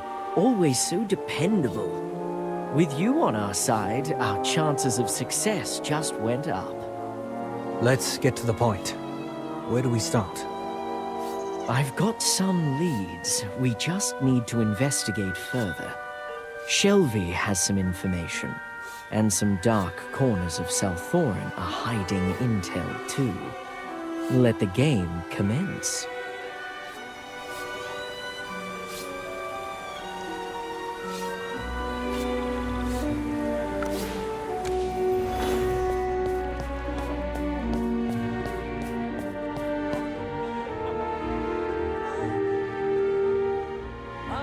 Not more clothing purchases, I assume? Ravion sent us. We need to know what you found out about the Divine Dew. I see. Recently, a large amount of Divine Dew, beyond the usual supply, has appeared in Salthorin. I've looked into it. The amount on the streets has spiked, but Ravion's controlled source checks out clean. It's like this extra supply appeared out of thin air. Most of it's moving through back channels and black market trades. It's disrupting everything. I assume someone's using the dew to manipulate public sentiment. And fan rumors. People are saying the divine dew is running out. Can you trace where these black market supplies started? I have a few leads. Former military officers, and certain high-ranking priestesses from the old regime. Thaydor and Valara's former subordinates. You catch on quick, Captain Indris. Then I'll spare the rest of the details.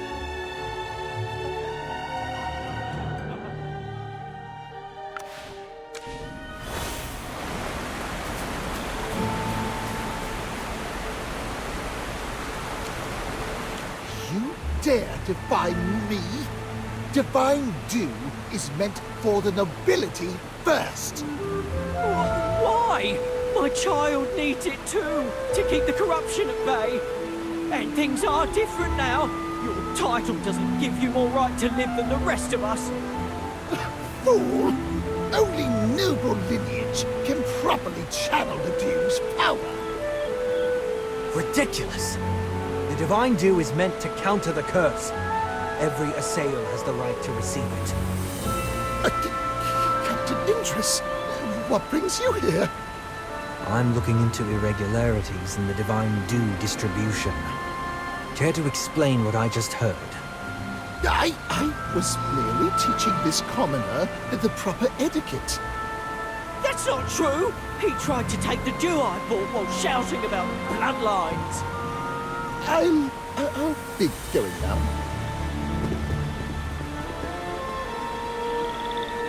Thank you, Captain Indris. I'll just... Wait. What's this about buying divine dew?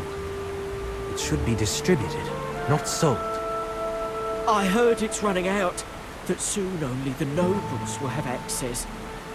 So I bought some on the black market, just in case. Who's spreading such rumors?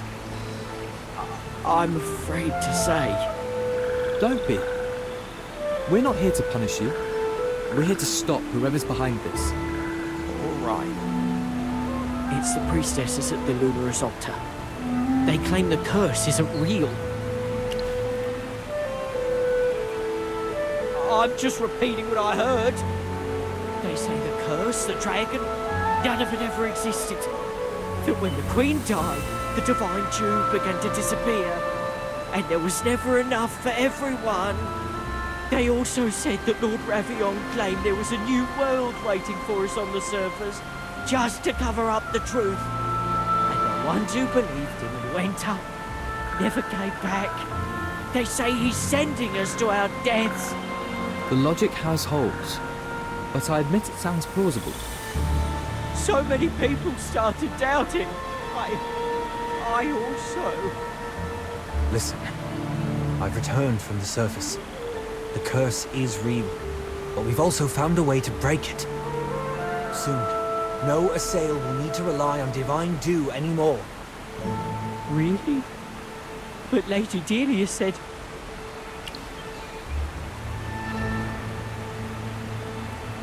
She's the one I bought the divine dew from.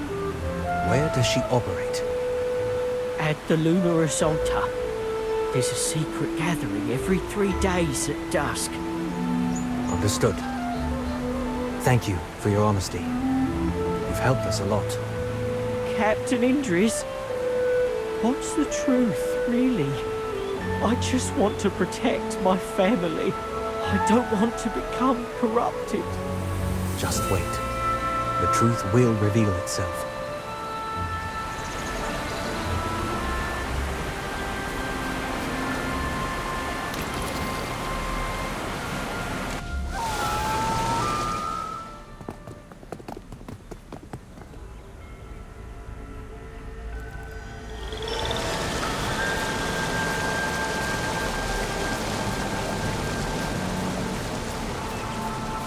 Brothers and sisters, behold, the radiance of true divine dew. And now, compare it to the diluted mockery in your hands. You've all been deceived by Ravion. There's no curse. Dragons don't exist. The truth is this. Our supply of divine dew is dwindling. And Ravion... Enough lies. Indris, Ravion's lapdog. Seize them!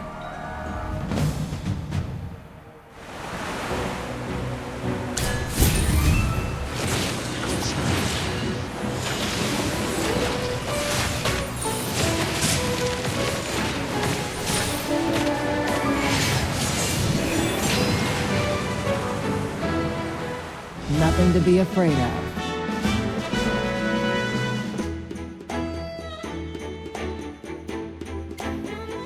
No more lies. Tell us, where did you get all the divine dew from? I have nothing to say to Do you think being stubborn will get you through this? you. My faith is unshakable. I'd sooner die than betray it. Die? Who spoke of killing? Ravion has 1,000 ways to make you speak, but none will be quick or painless. You're bluffing. He wouldn't. He's not like that. Do you really want to test that belief? You forget who raised him. Her Majesty. Fine, I'll speak. It's Lord Thaydor. He's hiding in the Burning Hollow. He disappeared after the dragon left. It makes sense now. He's been biding his time in the shadows. I'll have Delia taken away, and then we'll go straight to Thaydor. I learned from Ravion. Effective, it seems. Ravion inherited Serelith's cunning, but wields it differently. He disarms with charm before striking. He sounds quite skilled. Ravion's more complicated than anyone imagines. He was raised in his mother's shadow, yet carved an opposite path. But now's not the time to discuss Ravion. We need to meet with Thaydor.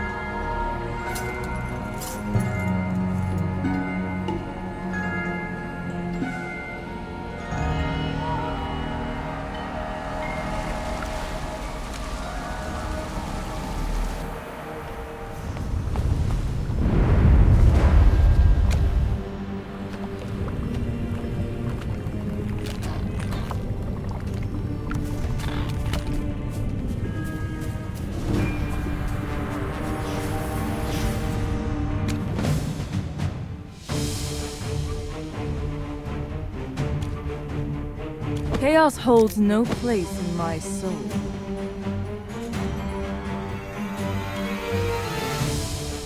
The battlefield, a state of art.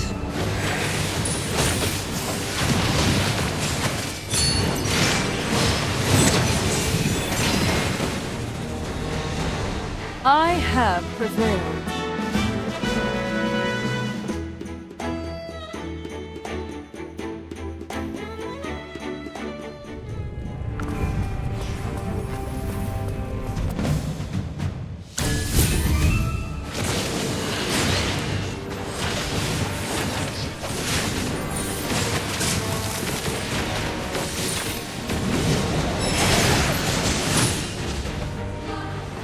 Nothing to be afraid of.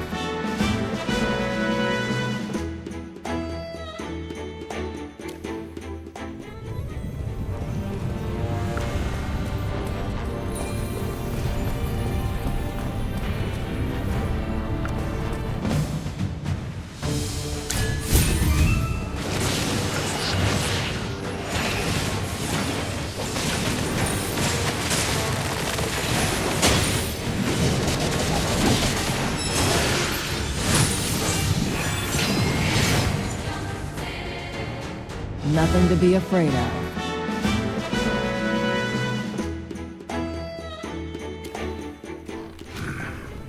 All of you. Especially you, Indris. Will you destroy our people's future again? All because of some naive hope? No, Thaydor. The real threat to South Thorin is the unchecked distribution of the Divine Dew. That is what's breaking us. You're blind! You're the one breaking us apart! You have no idea the burden we carry. You just happen to meet a lucky mage who fixed your problems. And now look at you. You parade around like some savior, spouting pretty lies about the surface while people suffer. Go above ground, you say, as if we haven't tried. The sunlight scorches, and the soil cuts like knives. And look what happened days ago. The curse spiked, and the corruption spread. Everything worsened! Which is exactly why the usage of the Divine Dew must be stopped. It offers comfort, but at the price of our minds and bodies. It's poison, dressed as mercy. There you go again, with your fine speeches. You tell a dying man, don't drink the water you've known all your life. It's poisoned. You tell us to go to the surface. It'll be fine, just endure it. You promise them sunlight and salvation, but give them nothing but pain and uncertainty. So why not the Divine Dew? At least the Divine Dew grants relief, if only for a little while. Relief that twists and mutates your body, driving your mind into madness. Yet still, it quenches thirst, eases pain, and grants a moment of peace. A moment of peace is better than a lifetime of chasing illusions. Your self-righteous dreams are what tore apart the home we clung to. Wake up, Idris! Sorry to cut in. I know I may not grasp the full weight of your grief, General. But even so, isn't the most important thing to lift the punishment and curse you've all been burdened with? Another youth with a smart mouth. The dream you speak of is built upon the illusory vision of breaking the curse. You've destroyed the very foundation on which we survive, all to establish your self-congratulatory new fantasy. And now, there's nothing left but chaos, madness creeping in from all sides. With the dragon gone, the Divine Dew is disappearing. It can't last. And when it finally runs dry, what then? Will South Thorin, still dependent on it, be left to crumble in agony? But that... You're willing to let everyone die just to preserve what once was. That's nothing but selfishness. You? Wait. You're not an assailant. Who are you? My name is Aaron. It might sound arrogant for me to introduce myself this way, but I think you'll want to know. I'm from the Dark Forest. Since birth, I've been called the Scion of the Lucent Tree. As Misati's proxy, I've witnessed Idris's journey of atonement on behalf of your people. And I've come, as her envoy, to end this misguided punishment. Scion of the Lucent Tree? The three sieges. The Lucent Tree. The Deer Spirit. Misati. The Dark Forest. Our ancient homeland. Then the curse will be lifted? Misati and Merlin have both seen to it. The end of the curse is near. And if you still have doubts, then come and feel it for yourself.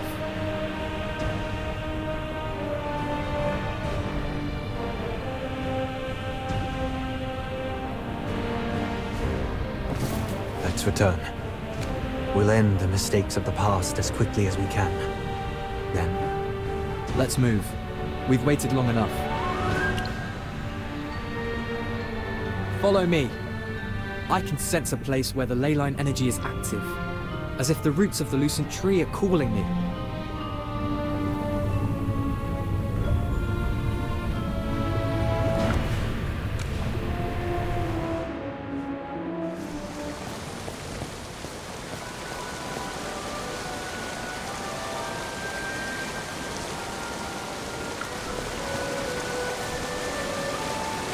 This used to be where Serelith's statue stood. After her defeat, it shattered. The statue was built over a convergence of ley lines. Fitting. She was the one who led her people in their stand against the Hypogeans. Shall we begin the spell? It should be done here, but how should I describe it? It's like when we first used the Earth Essence, knowing the path ahead but unable to take the first step. Magister, can you offer me some guidance? So with your guidance, we'll cast the spell and reconnect the two parts of the Sylvan Egg. This time, it's the exact opposite of our previous encounter with the elemental spirits. I represent the origins of the Dark Forest, and Indris represents the return of Salthorin. Then, with the restored Sylvan Egg as the core, under Merlin's guidance, we will once again spread Masati's forgiveness to her people. The return of Salthorin. I understand. Let's begin.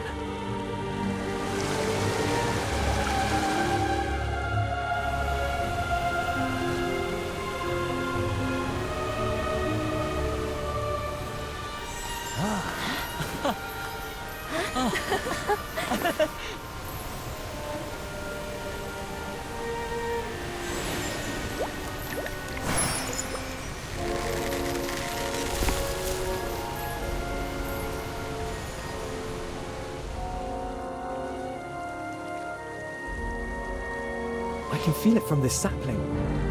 It shares the same origin as the Lucent Tree. The Earth's energy is flowing back, slowly returning to Masati's embrace. And the people, this land, the Lucent Tree loves them still. I can feel it. Yes, Masati is using her gentle power to nourish this long-dried land. We succeeded. Indris, you seem troubled. Is there something wrong? No. I'm relieved. Truly. But that relief helped me notice something I had overlooked. When I saw the out-of-place elemental spirits before, I had a similar feeling.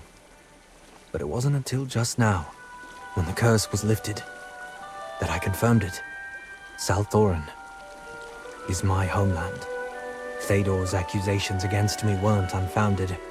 I was born here, in a sail, carrying dreams too bright for a world weighed down by loss.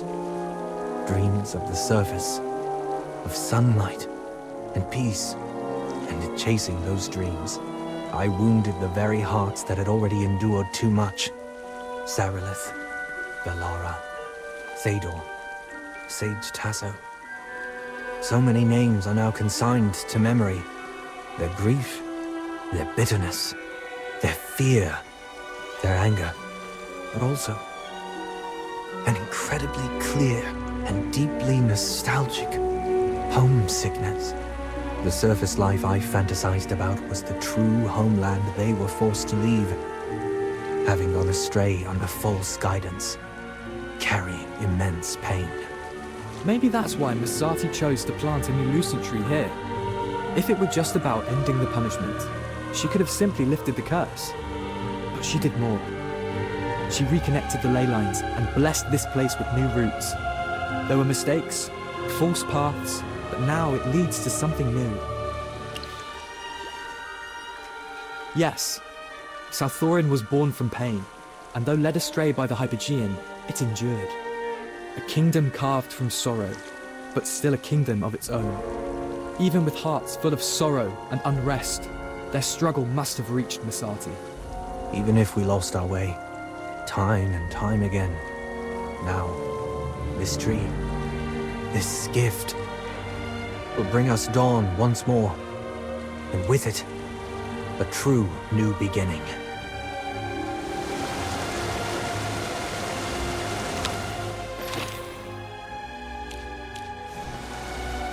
The curse. It's broken. I felt the shift and dropped everything the moment I sensed it. I had to see it for myself. We had it under control. You should return and tend to your duties. How stern, Indris.